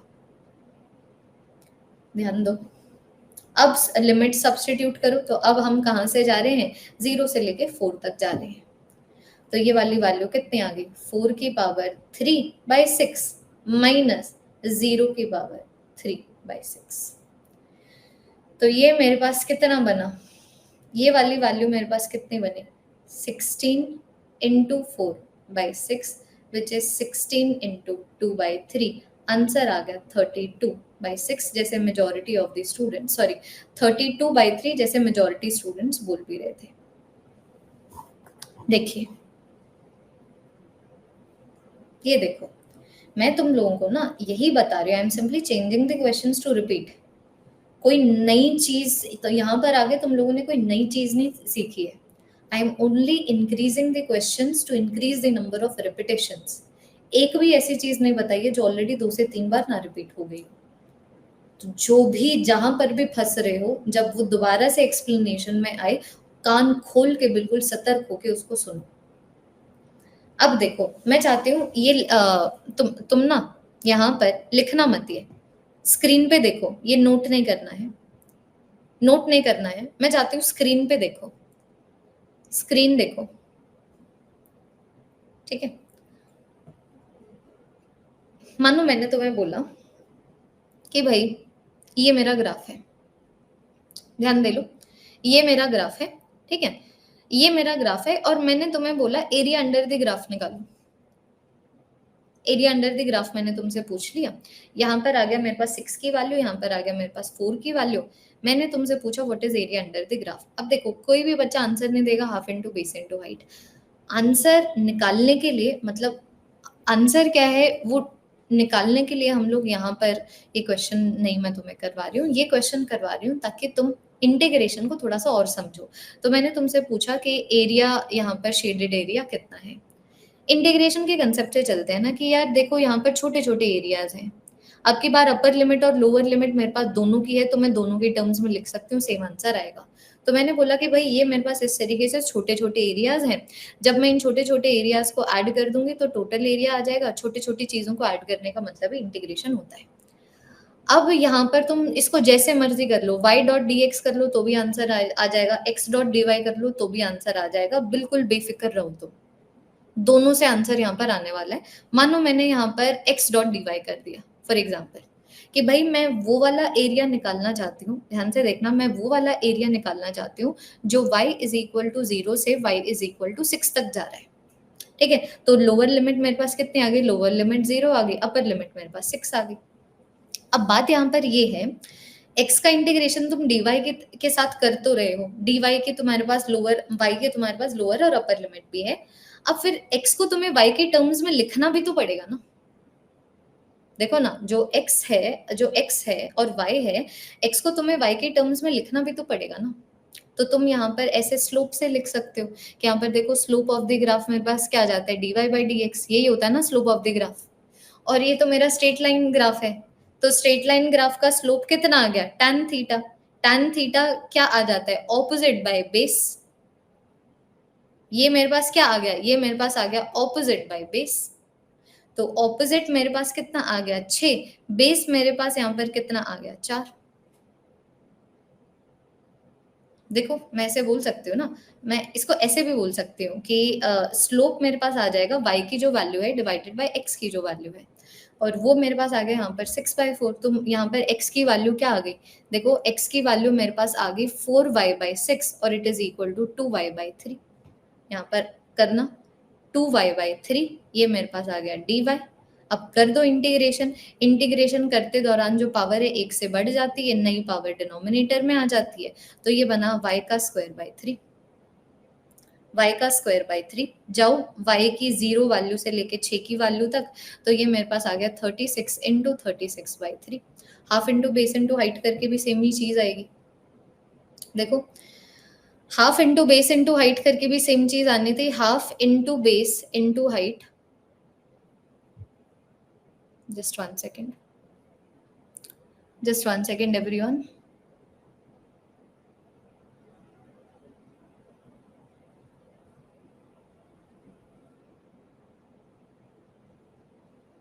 रुको, इसको दोबारा से करते हैं। 1 सेकेंड, हाँ, इसको दोबारा से करते हैं, इसको दोबारा से करते हैं। आई डोंट नो कहाँ पर क्या गलत हुआ। एक और बार, अगर मानो मुझे एरिया निकालनी हो तो मैं क्या करूंगी, यहाँ पर छोटी छोटी एरियाज को ऐड कर दूंगी। छोटी छोटी चीजों को ऐड करने का मतलब इंटीग्रेशन होता है ना।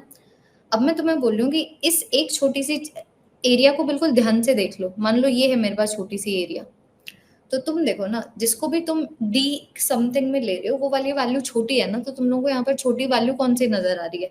जरूरी नहीं है, तुम ये वाली एरियाज को भी ऐड कर सकते हो कि ये वाली एरिया प्लस ये वाली एरिया प्लस ये वाली एरिया प्लस ये वाली एरिया प्लस ये वाली एरिया, बात बिल्कुल एक ही है। तो मानो इसको बिल्कुल जैसे पहले सॉल्व कर रहे थे वैसे ही करते हैं, इसको एक्स डॉट डी वाई के टर्म्स में सॉल्व करते हैं। ठीक है, कि जो मेरे पास यहाँ पर x की वैल्यू आ रही है मल्टीप्लाइड बाय जो छोटी सी y की वैल्यू आ रही है, y की जो लोअर लिमिट है उसकी वैल्यू कितनी है? y की लोअर लिमिट की वैल्यू 0 है, y की जो अपर लिमिट है उसकी वैल्यू 6 है। अब मैं तुम्हें बोल रही हूँ कि तुम यहाँ पर x का इंटीग्रेशन dy के साथ करने वाले हो, है ना। x का जो इंटीग्रेशन है तुम dy के साथ करने वाले हो, तो अब ये देखो ना, x और y एक दूसरे के ऊपर कैसे डिपेंड कर रहे हैं। अगर तुम x का इंटीग्रेशन y के साथ करने वाले हो तो x को y के टर्म्स में तुम लोगों को लिखना पड़ेगा ना, तो वो तुम स्लोप से लिख सकते हो, तुम लोग स्लोप की हेल्प से निकाल सकते हो। देखो यहाँ पर स्लोप तुम्हारे पास कितना है, यहाँ पर स्लोप तुम्हारे पास आ गया 6/4।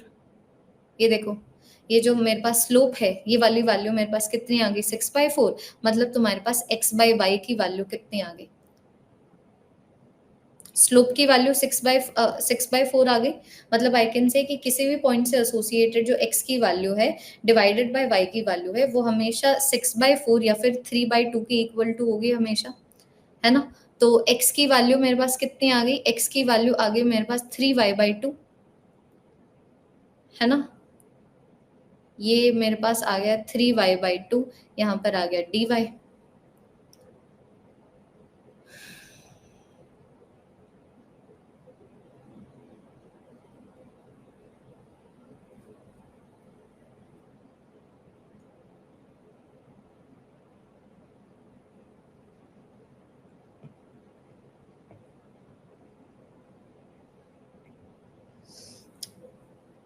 मेंटल ग्लिच, मेंटल ग्लिच, रुको।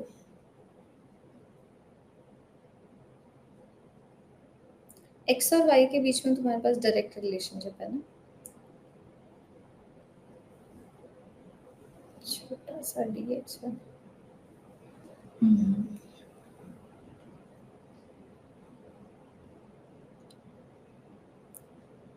अगर नहीं हुआ ना ये तो आगे बढ़ेंगे। मैं तुम लोगों को कुछ करके दिखाना चाहते थे यहाँ पे।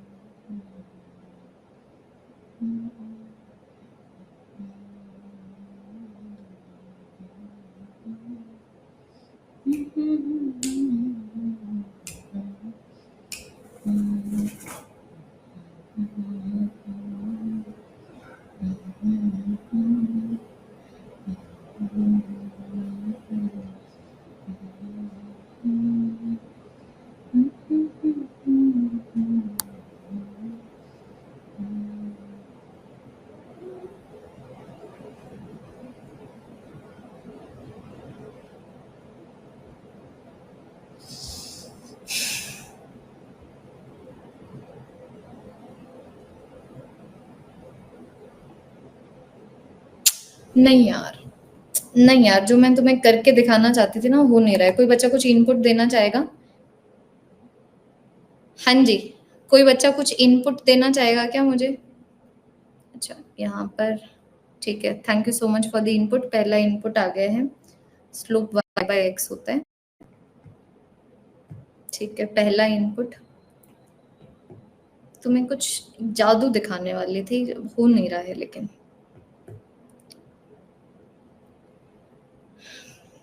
ओके ओके, रुको बच्चों, तुम लोगों का इनपुट ले लिया है, लेट मी सब्स्टिट्यूट इट। ये हम लोगों ने यहाँ पर गलत लिखा था, तो x की वैल्यू मेरे पास हो गई 2y/3, है ना। तो 2y/3 ये मेरे पास आ गया, तो ये मेरे पास कितना बन गया, ये मेरे पास आ गया y का स्क्वायर इंटू 2 तो ये मेरे पास आ गया y का स्क्वायर बाय 3।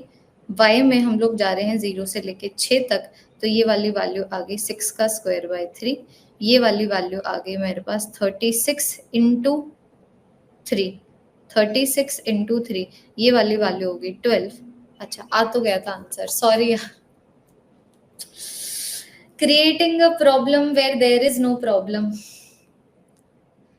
वही creating a problem where there is no problem. सही किया था हम लोगों ने पहले, पता नहीं क्यों बीच में मैं रुक गई। एनीवे, ये जरा सा देखो, जो पहला एक्सप्लेनेशन था बिल्कुल वही, जो दूसरा एक्सप्लेनेशन था वो भी, बस यहाँ पर हम लोगों ने सब्स्टिट्यूशन गलत किया था। Basically the point that I am trying to make is, तुम x डॉट dy कर रहे हो या फिर y डॉट dx कर रहे हो, उस पर बिल्कुल नहीं डिपेंड करेगा कि आंसर आएगा कि नहीं आएगा। जैसे कि अभी मैंने बच्चों जो यहाँ पर ध्यान देना, मैं तुम्हें एक चीज बताती हूँ। ये जो अभी हम लोगों ने सब्स्टिट्यूशन किया, उसमें हम लोगों ने क्या किया, y की वैल्यू को छोटा लिया हुआ है, मतलब यहाँ पर हम लोगों ने ये वैल्यूज को, ये वाली एरियाज को ऐड किया है। ध्यान देना, हम लोगों ने ये वाली एरियाज को ऐड किया, यहाँ पर हम लोगों ने dy के पर्सपेक्टिव से ऐड किया है, और यहाँ पर हम लोग y की वैल्यू 0 से लेके y की वैल्यू 6 तक गए हैं। अब मानो अगर मैं यहाँ पर क्या करती, अगर मैं y डॉट dx करती तो आंसर थोड़ी वेरी करता। कि मानो मैं y को y की बड़ी वाली वैल्यू रख रही हूँ, x की छोटी वाली वैल्यू रख रही हूँ, इस पे कभी डिपेंड नहीं करेगा कि हम आंसर तक पहुंच पाएंगे कि नहीं कर पाएंगे। अब की बार मैंने एरिया को y डॉट डी एक्स की तरह ले लिया, तो अब फिर बाद में मुझे पता होना चाहिए ना, जैसे यहाँ पर जब मैं dy कर रही थी तो y की वैल्यू 0 से लेके y की वैल्यू 4 तक मैं गई। अब मैंने यहाँ पर क्या किया, अब मैंने यहाँ पर y डॉट डी एक्स कर लिया, तो तुम देखो मैं x की वैल्यू 0 से लेके x की वैल्यू 4 तक जाऊंगी, तो लोअर लिमिट आ गया 0, अपर लिमिट आ गया 4। मैंने तुम्हें बता दिया है, y को x की टर्म्स में लिखो, तो यहाँ पर स्लोप से मैं कर सकती हूँ, स्ट्रेट लाइन ग्राफ है, y बाय x लिख सकती हूँ मैं, है ना, स्ट्रेट लाइन ग्राफ की, क्योंकि कांस्टेंट स्लोप है ना, so dy by dx is x by y, dy by dx is y by x। तो अभी y को x की टर्म्स में लिख दो, तो देखो y को अगर मानो मैं x की टर्म्स में लिख दूं, तो ये मेरे पास कितना आ जाता है 3x/2, 3x/2 इंटीग्रेशन dx के साथ, ये मेरे पास आ गया 3x² 3x²/4, 0 से लेके 4 तक तुम्हें जाना है, तो ये वाली वैल्यू आ गई 3, 4 की पावर 2 डिवाइडेड बाय 4। आंसर दोबारा से कितना आया, 12। ये मैं तुम लोगों को सिर्फ और सिर्फ इसीलिए बता रही हूँ ताकि तुम्हें पता लगे, क्योंकि मैंने कमेंट देखा था कि दी हम x डॉट डी वाई क्यों कर रहे हैं, ताकि ऐसे सवाल ना आए। तुम देखो ना, हम लोगों का तो आंसर यहीं पे खत्म हो जाना चाहिए था। अब एरिया की लोअर लिमिट अपर लिमिट दे दो, एरिया की अपर लिमिट लोअर लिमिट नहीं है, तभी तो फिर हम लोगों ने उसको एक ऐसे टर्म्स में लिखा ना जिसकी अपर लिमिट और लोअर लिमिट हमारे पास है। अब यहाँ पर मैंने तुम्हें ये वाला क्वेश्चन सिर्फ दिखाने के लिए करवाया कि यहाँ पर देखो, अगर मानो मैं तुम्हें ट्राइंगल दे दूं और अब मैं तुमसे एरिया पूछूं, तो तुम्हारे पास दोनों की अपर लिमिट और लोअर लिमिट है कि तुम वो एरिया निकाल रहे हो जो 0 से लेके 4 तक जा रहा है, तो एरिया को तुम ऐसे भी लिख सकते हो। तुम वो एरिया निकाल रहे हो जो y इज इक्वल टू 0 से 6 तक जा रहा है, तो तुम x डॉट डी वाई की टर्म्स में लिख सकते हो, दोनों से आंसर आएगा। ये बताने का मेरा पर्पस था, ठीक है, ये तुम्हारा बताने का पर्पस था। इसको इंटीग्रेशन समझना बोलते हैं बच्चों। जब आप 1 साल देते हो ना अपने टीचर को समझाने के लिए, या फिर 1 साल देते हो टीचर को पढ़ाने के लिए, तो वो टीचर ये सारे काम कर सकता है, तब कर सकते हैं हम। ये सारी चीजें क्रैश कोर्स में नहीं हो सकते कि हम डिस्कस करें सिर्फ समझने के लिए, है ना। अब यहाँ पर ना नोट नहीं करोगे, एक क्वेश्चन करूं, मैं तुमसे ये वाला एरिया पूछना चाहती हूँ, देखना, मैं तुमसे ये वाला एरिया बच्चों पूछना चाहती हूँ।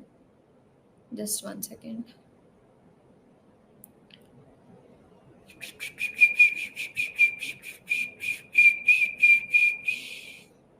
हाँ, ये वाला एरिया मैं तुमसे पूछना चाहती हूँ, ये वाला एरिया बता दो कितना होगा। अगर यहाँ पर area of the parabola y is equal to 6x² है, y is equal to 6x² है, और यहाँ पर तुम्हारे पास x की वैल्यू 2 है। बताना आप। Repetition, the more I repeat the better clearance all of you will have. Maths integration की बहुत इजी है, इंटीग्रेशन का मतलब समझो। बताओ शेडेड एरिया क्या आएगा यहाँ पर।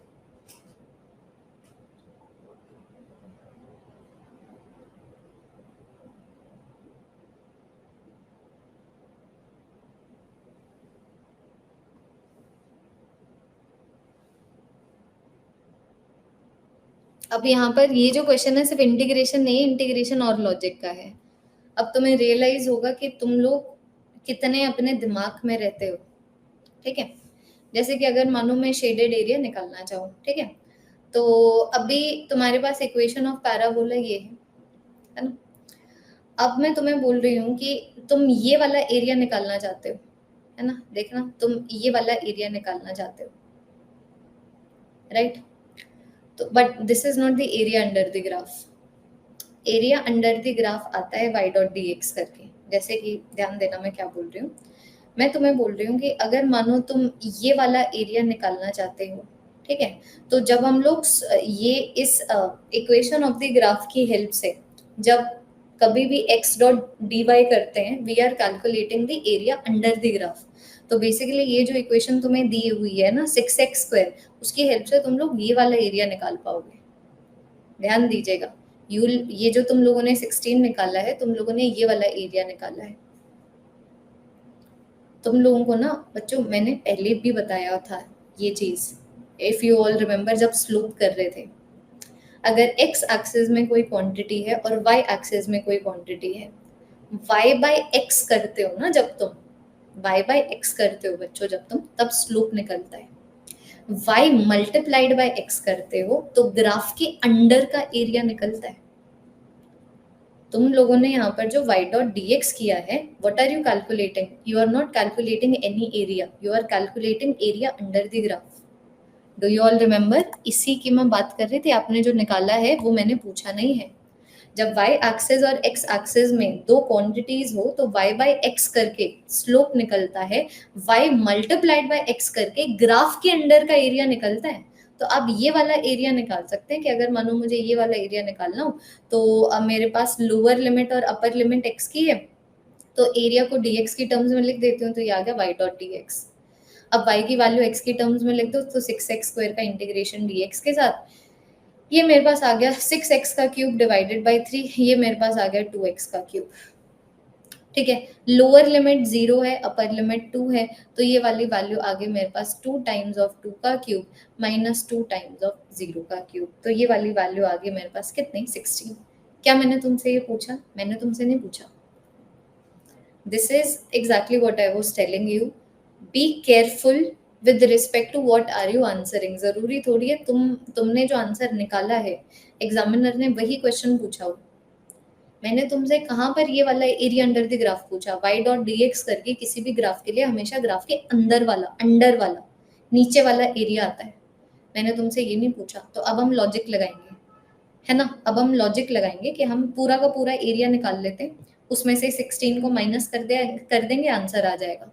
कि अगर मानो मुझे इस कंप्लीट एरिया को निकालना हो, तो इसकी जो लेंथ है वो तो 2 आ गई, और y is equal to 6x² तुम्हारे पास ऑलरेडी है ना। तो अगर तुम x की वैल्यू को 2 रखो तो y की वैल्यू आ जाएगी 6 मल्टीप्लाइड बाय 2 का स्क्वायर, 6 4 24 हो गया। तो ये वाली वैल्यू होगी 24, ये वाली वैल्यू होगी 2। तो ये वाला एरिया कितना आया? 24 इंटू 2 48। तो अगर ये वाला एरिया 48 है, ध्यान दीजिएगा, इतनी कोई बहुत बड़ी बात नहीं बोली है।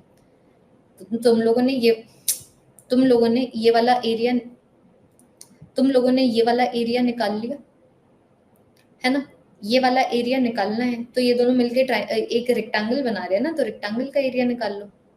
तो ये वाली वैल्यू तो है तुम्हारे पास 2, अब बस ये वाली वैल्यू निकालनी है। तो इक्वेशन ऑफ द ग्राफ है, तो अगर x की वैल्यू को ये वाले पॉइंट के लिए अगर x इज इक्वल टू 2 रख दो तो ये वाले पॉइंट के लिए y आ जाएगा ना, तो वो मेरे पास आ गया 6 मल्टीप्लाइड बाय 2 का स्क्वायर, 6 मल्टीप्लाइड बाय 4 24। तो अगर ये 24 है और ये 2 है तो एरिया 48 आ गया। तो अगर ये 48 है, ये 16 है, तो मुझसे जो शेडेड एरिया पूछा गया है ना, this is going to be 48 minus 16 which is going to be given by 32 meter square। Same बातें, लेकिन हर स्लाइड से नया सीख रहे हो कि नहीं सीख रहे हो?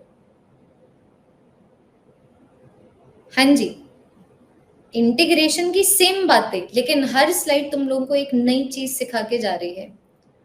और ये जो प्रोसेस होता है ना बच्चों, ये इनफाइनाइट तक है। ऐसा नहीं है कि मैं तुम्हें 100 क्वेश्चन दे दूं और फिर तुम्हें ये हो कि जब तुम 101st क्वेश्चन करोगे तो तुम्हें कुछ नया नहीं लगेगा। There is always more understanding you can have, there is always more confidence that you can have, there is always more that you can know. As many questions the better it is for all of you. ठीक है, अब मानो मैं तुम लोगों को और rules के बारे में बताऊं, तो ये देख लेना, ये याद रखने वाले रूल्स हैं। जैसे डू यू ऑल रिमेम्बर जब e raise to power x की डिफरेंशिएशन हम लोग करते थे x के साथ ही, तो वो एज इट इज रहता था। सेम चीज यहाँ पर है कि अगर मानो e की कुछ पावर है और उसके इंटीग्रेशन में उसी के पावर के साथ कर दूं तो एज इट इज रहता है। इंटीग्रेशन डिफरेंशिएशन एक दूसरे के उल्टे होते हैं, लेकिन यहाँ पर सेम चीज है। e raise to power x सख्त लौंडा है, e raise to power x की चाहे डिफरेंशिएशन कर दो x के साथ या राइट करो, ये लिखो, अगर e raise to power x की इंटीग्रेशन कर दो या डिफरेंशिएशन कर दो x के साथ एज इट इज रहता है। साइन थीटा की इंटीग्रेशन करोगे थीटा के साथ वो माइनस कॉस थीटा देगा, कॉस थीटा की इंटीग्रेशन करोगे थीटा के साथ वो साइन थीटा देगा। वैसे ही 1/x की इंटीग्रेशन करोगे x के साथ तो वो नेचुरल लॉग ऑफ x देगा। देखो बिल्कुल उल्टा, हम लोगों ने ये किया था कि अगर मानो मुझे नेचुरल लॉग ऑफ x की डिफरेंशिएशन करनी हो x के साथ, वो 1/x देता है, और अब तुम्हें बोला जा रहा है 1/x की इंटीग्रेशन कर दो x के साथ तो वो नेचुरल लॉग ऑफ x देता है। लिख लो एक बार ही, आगे सिर्फ क्वेश्चन ही क्वेश्चन और खत्म हमारा इंटीग्रेशन। लिखिए, लिखो, फिर इसकी प्रैक्टिस करेंगे। ये और रूल्स हैं और ये हमारा इंटीग्रेशन खत्म, आगे सिर्फ और सिर्फ क्वेश्चन है।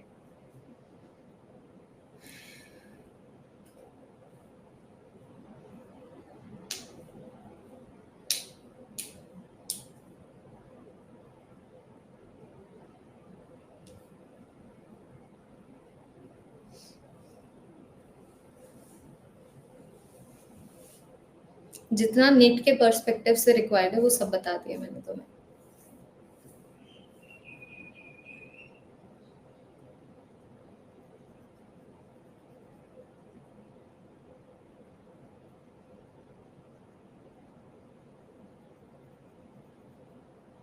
Done done. मैम इंटीग्रेशन वाले चेन रूल में दिक्कत होती है, यहाँ पर कोई चेन रूल नहीं है ऐसा। बाकी मैं समझ गई तुम कौन से क्वेश्चन की बात कर रहे हो, सब करवाऊंगी मैं, डो नॉट वरी। बाकी कहीं पे भी चेन रूल यहाँ पर नहीं लिखा जाएगा। रीअरेंजमेंट होती है, रीअरेंजमेंट आप कहीं पे भी कर सकते हैं। क्लास खत्म होने दो, उसके बाद किसी में कहीं पे कुछ दिक्कत नहीं हो रही। जैसे अभी हम लोगों ने अभी तक जो भी बात की है, तुम देखो ना, जो सबसे बेसिक रूल है इंटीग्रेशन का, मतलब जो है इंटीग्रेशन का, लोअर लिमिट अपर लिमिट का सिग्निफिकेंस, सिर्फ अभी इन्हीं के ऊपर बात थी। यही है तुम्हारा 90% क्वेश्चन जितने भी होंगे इन कंसेप्ट्स पे बेस्ड होंगे। अब वो 10% को अब हम लोग टारगेट करने वाले हैं। रिटन, हाँ जी रिटन, चलो आ जाओ।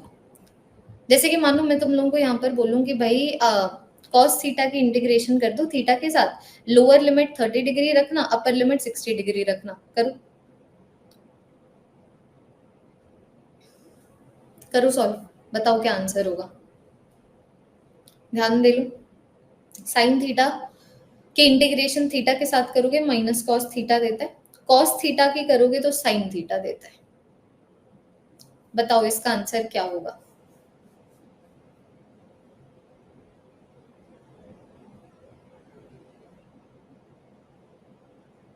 लोअर लिमिट अपर लिमिट सब सब्सटीट्यूट करके आंसर देना है। चलो देखते हैं, काफी बच्चों ने आंसर दिया है, देख लो किस तरीके से सॉल्व करना है, सबसे बेसिक रूल ही तो है भाई। कॉस थीटा इन्होंने बोल दिया साइन थीटा में हो जाता है, तो ठीक है, ये मेरे पास आ गया साइन थीटा।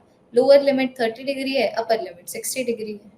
सबसे पहले इसको अपर लिमिट के लिए रखो, तो ये मेरे पास आ गया साइन ऑफ 60 डिग्री, माइनस फिर लोअर लिमिट के लिए रखो, ये आ गया साइन ऑफ 30 डिग्री। जैसे ही लिमिट सब्सटीट्यूट कर दी, इंटीग्रेशन का साइन चला गया, साइन ऑफ 60 डिग्री हो जाता है √3/2, साइन ऑफ 30 डिग्री हो जाता है 1/2, तो ये मेरे पास आ गया √3 माइनस 1/2। ये सब मुश्किल नहीं है, देखो ये आ गया।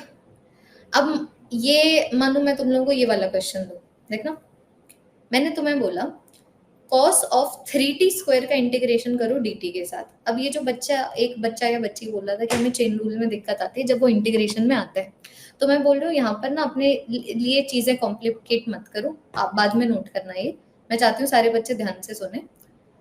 ऑलरेडी चेन रूल तुम लोगों ने कर लिया है डिफरेंशिएशन में। चेन रूल कुछ नहीं होता, रीअरेंजमेंट होता है, वे ऑफ सॉल्विंग होता है, ताकि हमारे लिए सॉल्व करना इजी हो जाए।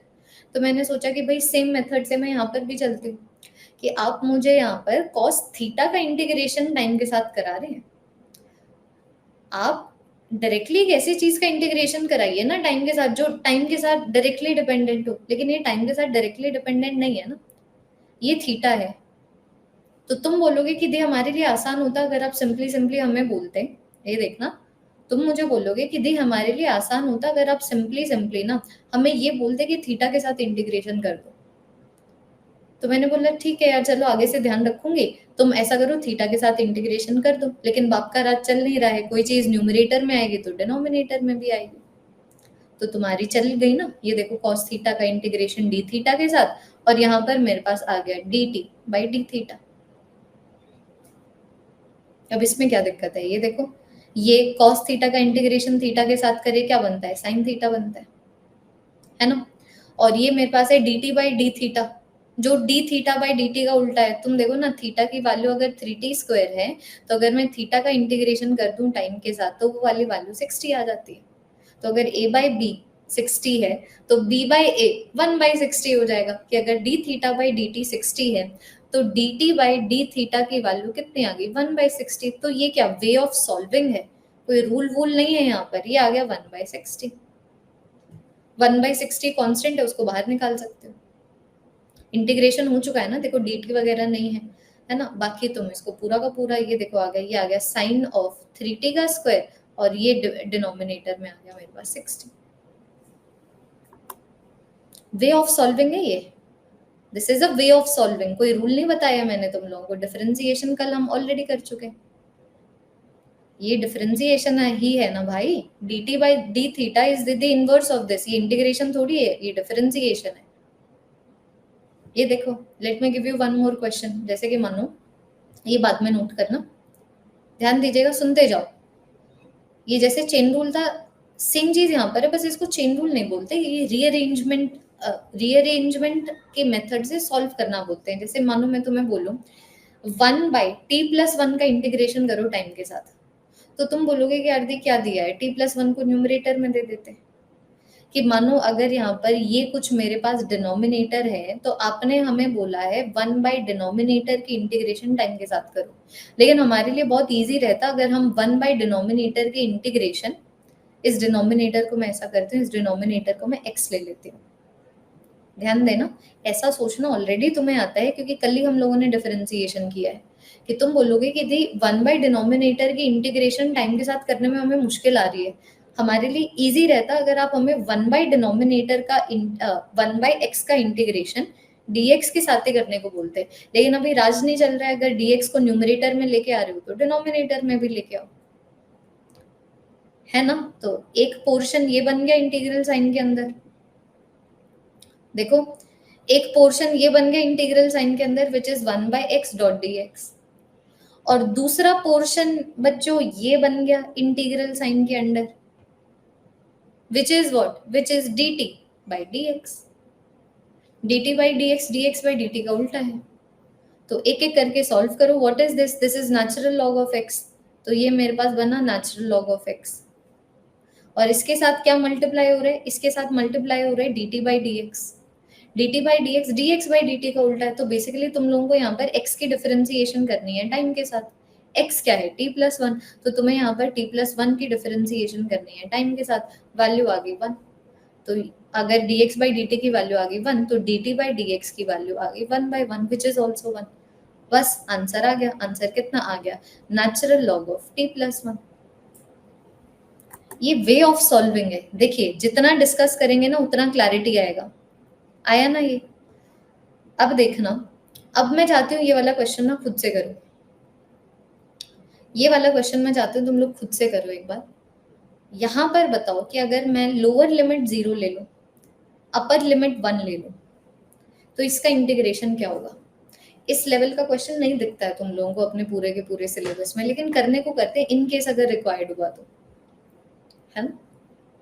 सिलेबस से हटके नहीं, सिलेबस में ही है, बस थोड़ा सा अच्छे लेवल का है। बताओ अगर मैं लोअर लिमिट 0 रखूं, अपर लिमिट 1 रखूं, तो 1/t² + 4t का इंटीग्रेशन टाइम के साथ करोगे तो क्या आएगा?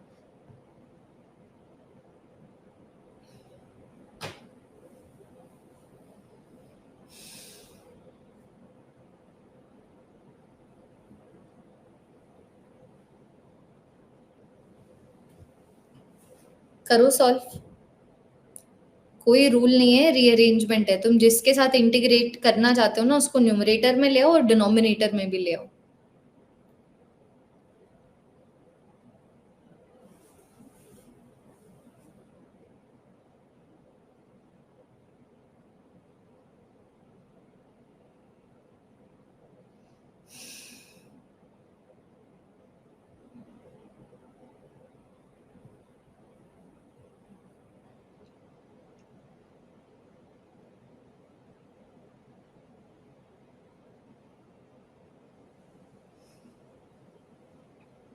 हाँ जी,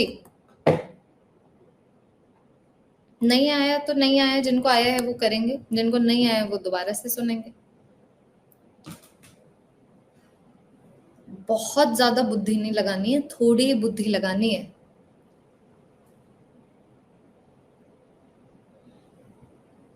हाँ जी, देखो सॉल्व कर रही हूँ कि ये कुछ डिनोमिनेटर में है, 1/डिनोमिनेटर की इंटीग्रेशन करनी है, तो तुमने बोला कि भाई ये हमारे लिए मुश्किल है, इसको हम x मानेंगे। मानो डिनोमिनेटर को x मान लिया, तो आप हमें क्वेश्चन दे रहे हैं 1/x की इंटीग्रेशन टाइम के साथ कैसे करें। तो ऐसे तो आपने कोई आइडेंटिटी नहीं बताई।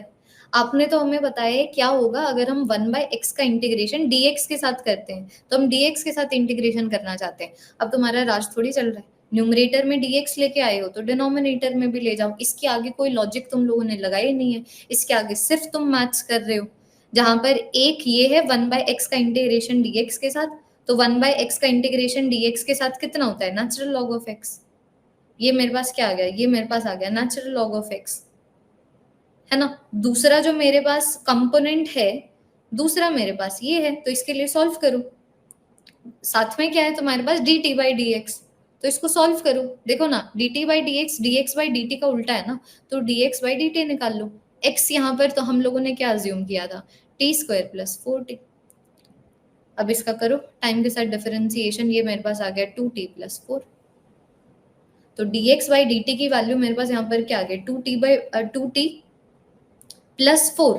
अब यहाँ पर उसको सब्सटीट्यूट कर दीजिए, dt बाई dx की वैल्यू आ जाएगी 1/2t + 4। तो ये प्रॉपरली अब x को भी लिख दो, तो ये मेरे पास आ गया natural log of t² + 4t divided by 2t + 4। अब की बार लोअर लिमिट 0 दी हुई है, अपर लिमिट 1 दी हुई है, तो ये आ गया मेरे पास नेचुरल लॉग ऑफ 1 का square + 4 times of 1 divided by 2 times of 1 + 4। ये मेरे पास आ गया natural log of 5 divided by 6। So this is basically 1/6 times of natural log of 5। ये देखो, ये देखिए, this is exactly। Ma'am why are we considering x? मत कंसिडर करो। देख लो, अगर तुम्हें नहीं कंसिडर करना तुम मत कंसिडर करो। फिर बताओ कैसे इंटीग्रेट करोगे, हाउ विल यू इंटीग्रेट? ये तो तुम लोगों को इंटीग्रेट करना पता भी है, ये इंटीग्रेशन थोड़ी दे रही हूँ मैं तुम्हें। अगर न्यूमरेटर में कोई चीज हो फिर इंटीग्रेशन हो, तब तो तुम्हें आता है ना करना। मैं तुम्हें वे ऑफ क्वेश्चन सॉल्विंग बता रही हूँ कि मानो अगर कोई चीज डिनोमिनेटर में हो तब कैसे करोगे। तब तुम्हारे पास मैंने एक रूल बताया हुआ है, 1 / समथिंग का इंटीग्रेशन समथिंग के साथ कर दे तो वो नेचुरल लॉग ऑफ समथिंग हो जाता है। So this is the way of solving. Why do we do anything to get to the answer? So why are we doing this to get to the answer? There is no other way to get to the answer then to act a little smartly. कि मेरे पास जो rules हैं वो है numerator, फिर किसी का उसके साथ इंटीग्रेशन। अगर कोई चीज आप डिनोमिनेटर में दे रहे हो तो उसको मैंने एक्स मान लिया, तुम y मान लो, जो मर्जी मान लो, मैंने मानो डिनोमिनेटर को x मान लिया। तो अब आप हमें बोल रहे हो 1/x का इंटीग्रेशन dt के साथ करो, हम नहीं करेंगे, हम dx के साथ करेंगे। लेकिन मेरा राज नहीं चल रहा, मैं किसी भी चीज को न्यूमरेटर में ले आऊं, न्यूमरेटर में लेके आऊंगी तो डिनोमिनेटर में भी लेके आना पड़ेगा। तो एक इक्वेशन ये बन जाती है जिसको सॉल्व करना मुझे आता है बहुत आसानी से। एक इक्वेशन ये बन जाती है जिसको सॉल्व करना मुझे आता है बहुत आसानी से। ये आ जाता है नेचुरल लॉग ऑफ x, ये आ जाता है dt by D x. dt by D x कुछ नहीं, dx बाई dt का इनवर्स है। x हम लोगों ने क्या अज्यूम किया था, टी स्क्वायर प्लस 4t, उसका डिफरेंशिएशन कर दोगे टाइम के साथ ये आ गया। तो अगर dx बाई dt की वैल्यू इतनी है तो dt बाई dx की वैल्यू 1/2t प्लस 4 आ गया। That's it. Lower limit upper limit substitute की, सॉल्व किया, आंसर आ गया। ये देखिए। सो this is what I am talking about. The more you discuss the better clarity all of you will have. जैसे कि अभी यहाँ पर ना एक क्वेश्चन देखना, जस्ट 1 सेकेंड। एक ही क्वेश्चन सॉल्व करना, ठीक है। तो मैंने तुम्हें बोला कि तुम ऐसा करो 1/a² + 4 का इंटीग्रेशन करो a के साथ। लोअर लिमिट 1 रखना, upper limit sorry lower limit 1 रखना, अपर लिमिट 2 रखना। करो करो, बता दो और कोई वे है तो तुम्हारे पास। ये न्यूमरेटर में होता तो इंटीग्रेशन करना आसान था, अगर डिनोमिनेटर में चला जाए तो तुम्हारे पास एक ही आइडेंटिटी है ना, तो तुम वे आउट निकालोगे ना कि उसी आइडेंटिटी से कैसे सॉल्व हो। नई आइडेंटिटी थोड़ी सीखोगे। जितनी आइडेंटिटीज बताई है तुम वे आउट निकालोगे कि उन्हीं आइडेंटिटीज से कुछ हो जाए। सो 1/समथिंग का इंटीग्रेशन पूछा हुआ है तो तुम बोलो 1/समथिंग का इंटीग्रेशन हम समथिंग के साथ ही करना जानते हैं, तो 1/डिनोमिनेटर का इंटीग्रेशन हम सिर्फ डिनोमिनेटर के साथ ही कर पाएंगे। लेकिन राज नहीं चल रहा है, अगर कोई चीज न्यूमरेटर में लेके आ रहे हो तो डिनोमिनेटर में भी लेके। बहुत ही जेन्युइन। देखो प्रोबेबली अब आ जाए, करो।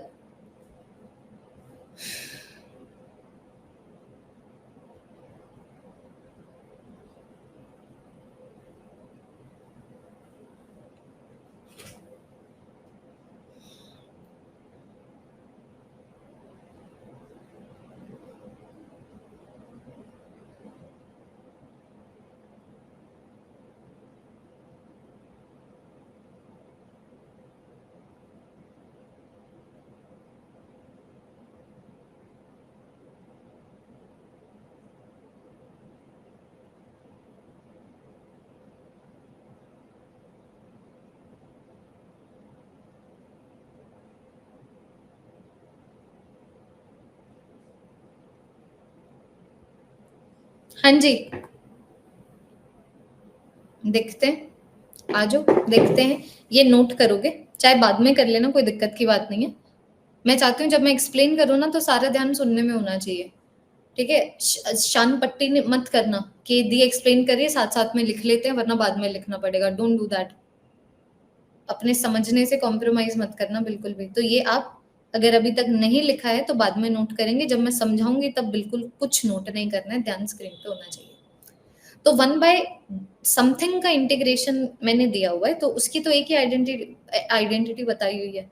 तो तुम यही सोचोगे कि यार उसी आइडेंटिटी से सॉल्व हो जाए, तो तुम इसको x अज्यूम कर लो। तो तुम बोलोगे कि यार बेहतर होगा कि अगर आप इंटीग्रेशन x के साथ ही दे देते।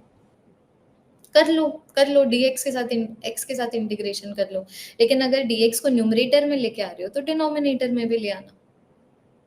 तो देखो दो पार्ट हो गए ना इक्वेशन के, एक तो ये वाला पार्ट हो गया एक इक्वेशन का, और एक इक्वेशन का ये वाला पार्ट हो गया जो बिल्कुल सबसे बेसिक रूल से सॉल्व हो रहा है। देखना, एक मेरे पास पार्ट क्या गया, एक मेरे पास पार्ट आया 1/x डॉट डी एक्स, है ना, ये देखो ग्रीन वाला पार्ट। और एक वाला पार्ट मेरे पास क्या आ गया, dA/dx। तो एक एक करके सॉल्व करो। अब ये तो तुम्हारे सबसे बेसिक रूल्स हैं। देखो 1/x का इंटीग्रेशन तुम्हारे पास क्या होता है, ये तुम्हारे पास आ जाता है नेचुरल लॉग ऑफ x। तो ये तो हो गया तुम्हारा ग्रीन वाला पार्ट। अब ब्लू वाला पार्ट सॉल्व करो, तो ब्लू वाला पार्ट है dA/dx। dA/dx क्या है, dx/dA का इनवर्स है। तो x की डिफरेंशिएशन कर दो a के साथ, x है a² + 4, इसकी डिफरेंशिएशन कर दो a के साथ, ये वाली वैल्यू आ जाती है 2a। तो अगर dx/dA 2a है तो dA/dx 1/2a हो जाएगा। यही मैं तुम्हें बार बार बता रही हूँ। तो ये वाली वैल्यू आ गई 1/2a multiplied by natural log of x। अब x को भी ढंग ढंग से लिख लो, तो ये तुम्हारे पास आ जाएगा 1/2a, और ये मेरे पास आ गया natural log of a² + 4। That is it, खत्म। अब अपर लिमिट लोअर लिमिट के सब्सटीट्यूट करना जानते नहीं हो, करो सब्सटीट्यूट। इसको कैसे सब्सटीट्यूट करोगे, सबसे पहले पूरी इक्वेशन लिखो अपर लिमिट के लिए। तो ये वाली वैल्यू आ जाएगी मेरे पास नेचुरल लॉग ऑफ 2 का square + 4 divided by 2 times of 2। फिर लोअर लिमिट के लिए माइनस कर दो, माइनस नेचुरल लॉग ऑफ 1 का स्क्वायर + 4 डिवाइडेड बाय 2 × 1। तो ये मेरे पास बन गया natural log of 8, natural log of 8 divided by 4 minus natural log of 5 divided by 2।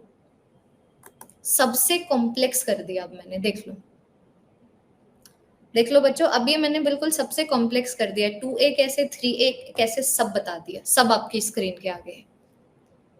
ये this is all that I am talking about. सबसे कॉम्प्लेक्स जो किया जा सकता है वो मैंने कर दिया। अब मैं चाहती हूँ एक और क्वेश्चन सॉल्व करो। एक तो ये हो गया। अब मानो मैं तुम लोगों को एक SHM का ही क्वेश्चन देती हूँ। मैंने तुम्हें बोला, ध्यान देना, मैंने तुम्हें बोला कि भाई तुम ऐसा करो, 6 cos ऑफ ओमेगा टी का इंटीग्रेशन टाइम के साथ करो। This is the question. Lower limit 1 रखना है, अपर लिमिट 2 रखना है। ओमेगा अगर ना समझ आए ना तो तुम इसको ऐसा करो, इसको तुम 3t ले लो, ये लो 3t की जगह मैं इसको 10t ले लेती हूँ, 10t ये लो। करो सॉल्व। जिसका बस हो गया है वो चले जाएंगे क्लास से, है ना। जिनको पढ़ना है वो बैठे रहेंगे। ये देखो, जो 90% इंटीग्रेशन हम ऑलरेडी कर चुके हैं, वो 10% हम लोगों को उठानी है।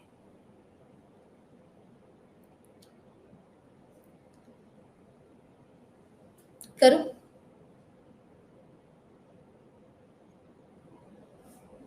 अगर मैं 10t के इंटीग्रेशन टाइम के साथ दे देती तब तो इजी हो जाता। अब मैंने 10t को थीटा में छुपा दिया, तो क्या करोगे, थीटा से इंटीग्रेट करना चाहोगे ना, तो करो थीटा से इंटीग्रेट। जो न्यूमरेटर में लेके आओ बस उसको डिनोमिनेटर में भी ले आना।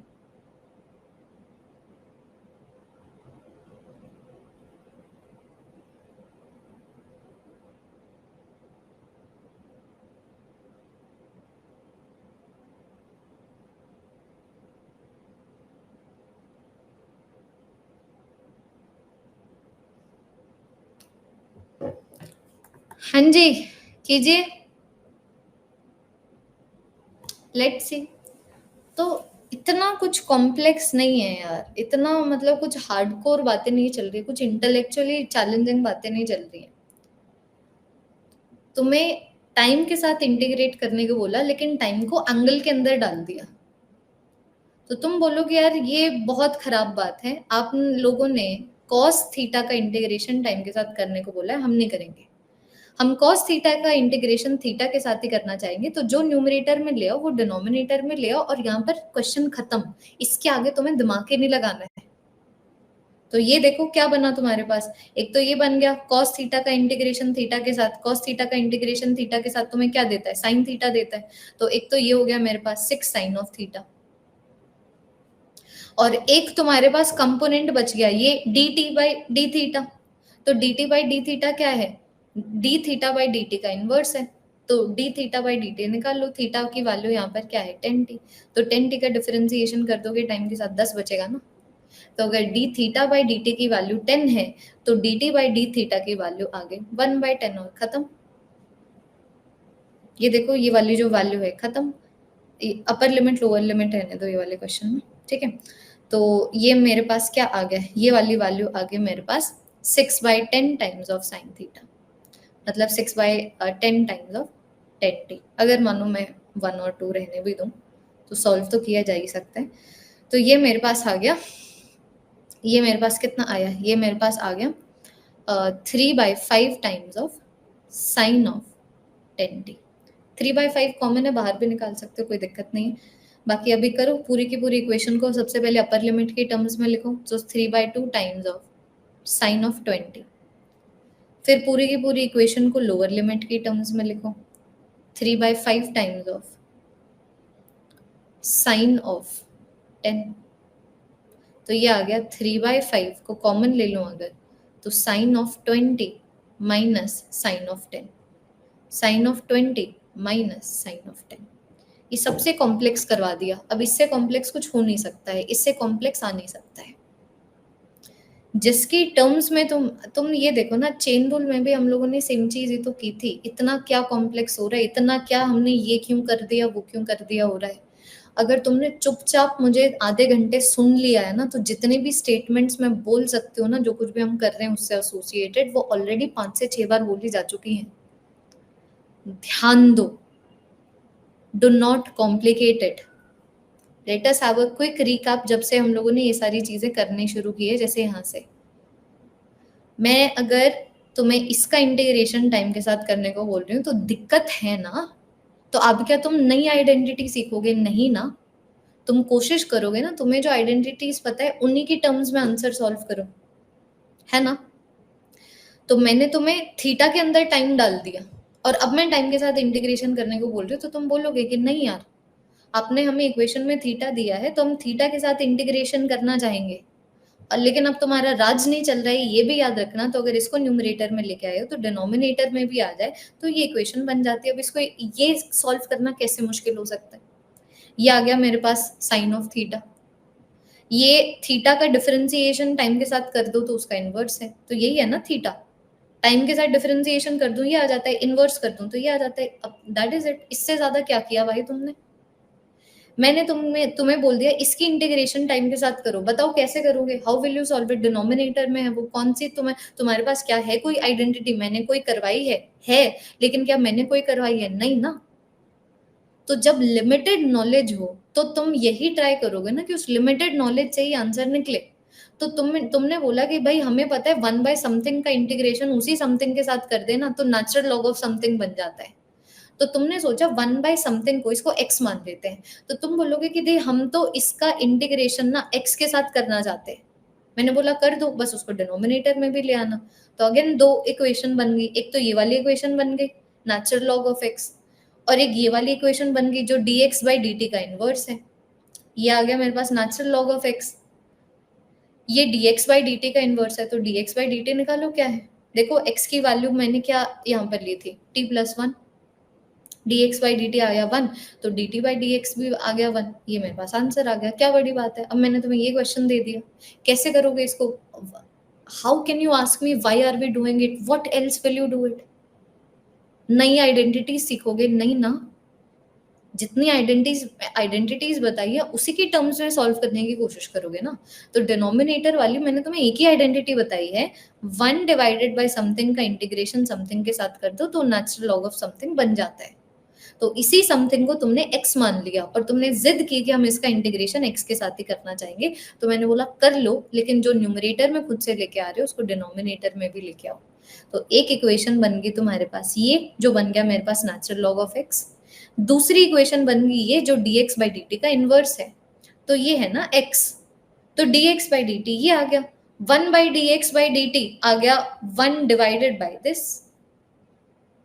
क्या ऐसा बड़ा क्या पहाड़ तोड़ लिया भाई तुम लोगों ने। यहाँ पर सेम चीज, यहाँ पर भी सेम चीज, कि मैंने तुम्हें बोला इसका इंटीग्रेशन टाइम के साथ करो, how will you do it. Theta देख के मैं टाइम के साथ इंटीग्रेशन करा रही हूँ, तो तुम्हारे दिमाग में यही आएगा ना कि हम तो थीटा के साथ ही इंटीग्रेट करना चाहेंगे। बस कोई भी चीज खुद से न्यूमरेटर में ले गया हो तो डिनोमिनेटर में भी ले आना, बात ही खत्म। अब एक इक्वेशन ये बन गई तो देखो cos थीटा का इंटीग्रेशन थीटा के साथ क्या होता है, sin थीटा। एक इक्वेशन ये जो d थीटा बाई dt का इनवर्स है। इससे बड़ा क्या कर लिया तुम लोगों ने बताओ? इससे ज्यादा क्या कर लिया तुम लोगों ने? This is exactly what we are doing. More questions more clarity. अब जैसे कि ये जितने भी क्वेश्चन है ना सारे नोट करोगे बाद में, लेकिन सब नोट करने हैं ये। अब जैसे कि मानो ये वाला क्वेश्चन दो, बाद में नोट करना। एक बार जरा सा चेन रूल यहाँ पर भी लगा लेते हैं, सॉरी ये जो मेथड ऑफ सॉल्विंग यहाँ पर भी लगा देते हैं। मैंने तुम्हें बोला ई रेस टू पावर 2x का इंटीग्रेशन dx के साथ करो, तो दिक्कत है ना। तुम बोलोगे कि दी आपने हमें ये नहीं सिखाया। आपने हमें बोला अगर ई की कुछ पावर है ना तो उसका इंटीग्रेशन हम उसी की पावर के साथ करें तो वो वाली वैल्यू ई की वही वाली वैल्यू हो जाती है ना। तो इसकी पावर को तुम पी ले लो। तुम बोलोगे दी ये हमें बिल्कुल भी जायज नहीं है। अगर e की कुछ पावर है तो हम उसका इंटीग्रेशन उसी की पावर के साथ करना चाहते हैं। बस कोई चीज खुद से न्यूमरेटर में लेके आओ तो डिनोमिनेटर में भी ले आना, इससे बड़ी बात ही नहीं कर रही हूं मैं। तो देखो ये तुम्हारे पास बना e की पावर और उसका इंटीग्रेशन उसी की पावर के साथ, और दूसरा तुम्हारे पास यहाँ पर बन गया dx बाई डी। क्या बड़ी बात होगी भाई? ये वाली वैल्यू क्या रहेगी, उतनी ही रहेगी। ये आ गया e की पावर और ये वाली वैल्यू दूसरी वाली वैल्यू निकाल लो। dx बाई डी क्या है, dp बाई dx का इनवर्स। p की वैल्यू अगर 2x है तो dp बाई dx की वैल्यू 2 हो जाती है, मतलब dx बाई dp की वैल्यू 1/2 हो जाती है। ये आया 1/2। तो ये मेरे पास बना e की पावर डिवाइडेड बाई 2। ये मेरे पास बना e की पावर 2x डिवाइडेड बाई 2। क्या बड़ा किया है इससे तुम लोगों ने? इससे ज्यादा क्या किया भाई तुम लोगों ने? ये देखो श्रुति, निकलो क्लास से। देखो है ना, है कि नहीं है? ये जो मैं अभी तुम लोगों को करवा रही हूँ ना e की पावर समथिंग, ये रेडियो एक्टिविटी लॉ में ये वाली इंटीग्रेशन आती है। Do one more question and then off you go. मानो अगर मैं तुम लोगों को बोलूं कि भाई तुम ऐसा करो e की पावर t+1 की इंटीग्रेशन टाइम के साथ कर दो। करो, अब बताओ क्या आंसर आएगा। कीजिए। नेगेटिव पॉजिटिव हो उससे कोई फर्क नहीं पड़ता, नेगेटिव पॉजिटिव से हमारे इंटीग्रेशन के रूल्स नहीं डिपेंड करते। There are many ways of solving. जो सबसे इजीएस्ट वे ऑफ सॉल्विंग है वो मैंने आपको बता दिया है।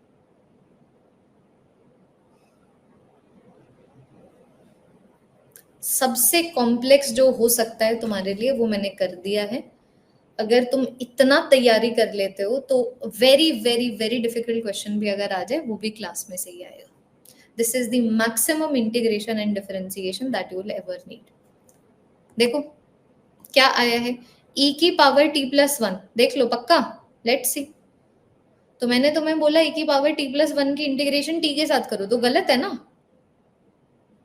तुम्हारी लिमिटेड नॉलेज है, तुम उसी का इस्तेमाल करके सॉल्व करना चाहोगे। तो तुम बोलोगे कि आपने हमें सिखाया था e की अगर कुछ पावर हो और उसकी इंटीग्रेशन उसी की पावर के साथ कर दे तो वो इतना ही रहता है। तो तुम बोलोगे कि भाई इसकी कुछ पावर है, हम इसकी इंटीग्रेशन इसी की पावर के साथ करना चाहेंगे। अब कोई भी चीज को न्यूमरेटर में लेके आ रहे हो तो डिनोमिनेटर में भी ले आओ। तो देखो एक मेरे पास बन गया e की पावर और इसकी इंटीग्रेशन इसकी पावर के साथ, और साथ साथ मेरे पास क्या बचा, dt बाई dp। रीअरेंज ही तो किया है, देखना। This is only rearrangement no, ये रीअरेंजमेंट ही है ना, ये खत्म।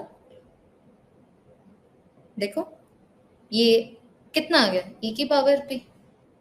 dt बाई dp क्या है, dp बाई dt का इनवर्स। तो p क्या है, p की वैल्यू आ गई t+1। तो p के डिफरेंशिएशन कर दूं टाइम के साथ तो 1 आ जाता है। तो इसका जो इनवर्स है वो वाली वैल्यू भी 1 नहीं होगी, तो ये आ गया 1/1। तो ये आ गया सिंपली e की पावर, ये सिंपली आ गया e की power t+1। Very good. That is all everyone. Hopefully तुम लोगों को ये जो सेशन है पसंद आया हो, एंड होपफुली तुम लोगों को ये पूरा का पूरा ब्रिज कोर्स ही पसंद आया हो, क्योंकि इस ब्रिज कोर्स के अंदर मैंने 4 पेड क्लासेस फ्री कर दी है ताकि फिजिक्स जिस नींव के ऊपर रखी जाती है वो नींव तुम्हारी बिल्कुल मजबूत हो। बाकी मैं ऑलरेडी तुम्हें बता चुकी हूँ, अगर तुम्हें विक्ट्री बैच में एनरोल करना है वो भी बता चुकी हूँ, महापैक चाहिए वो भी बता चुकी हूँ, नए बैच में जुड़ना है वो भी बता चुकी हूँ।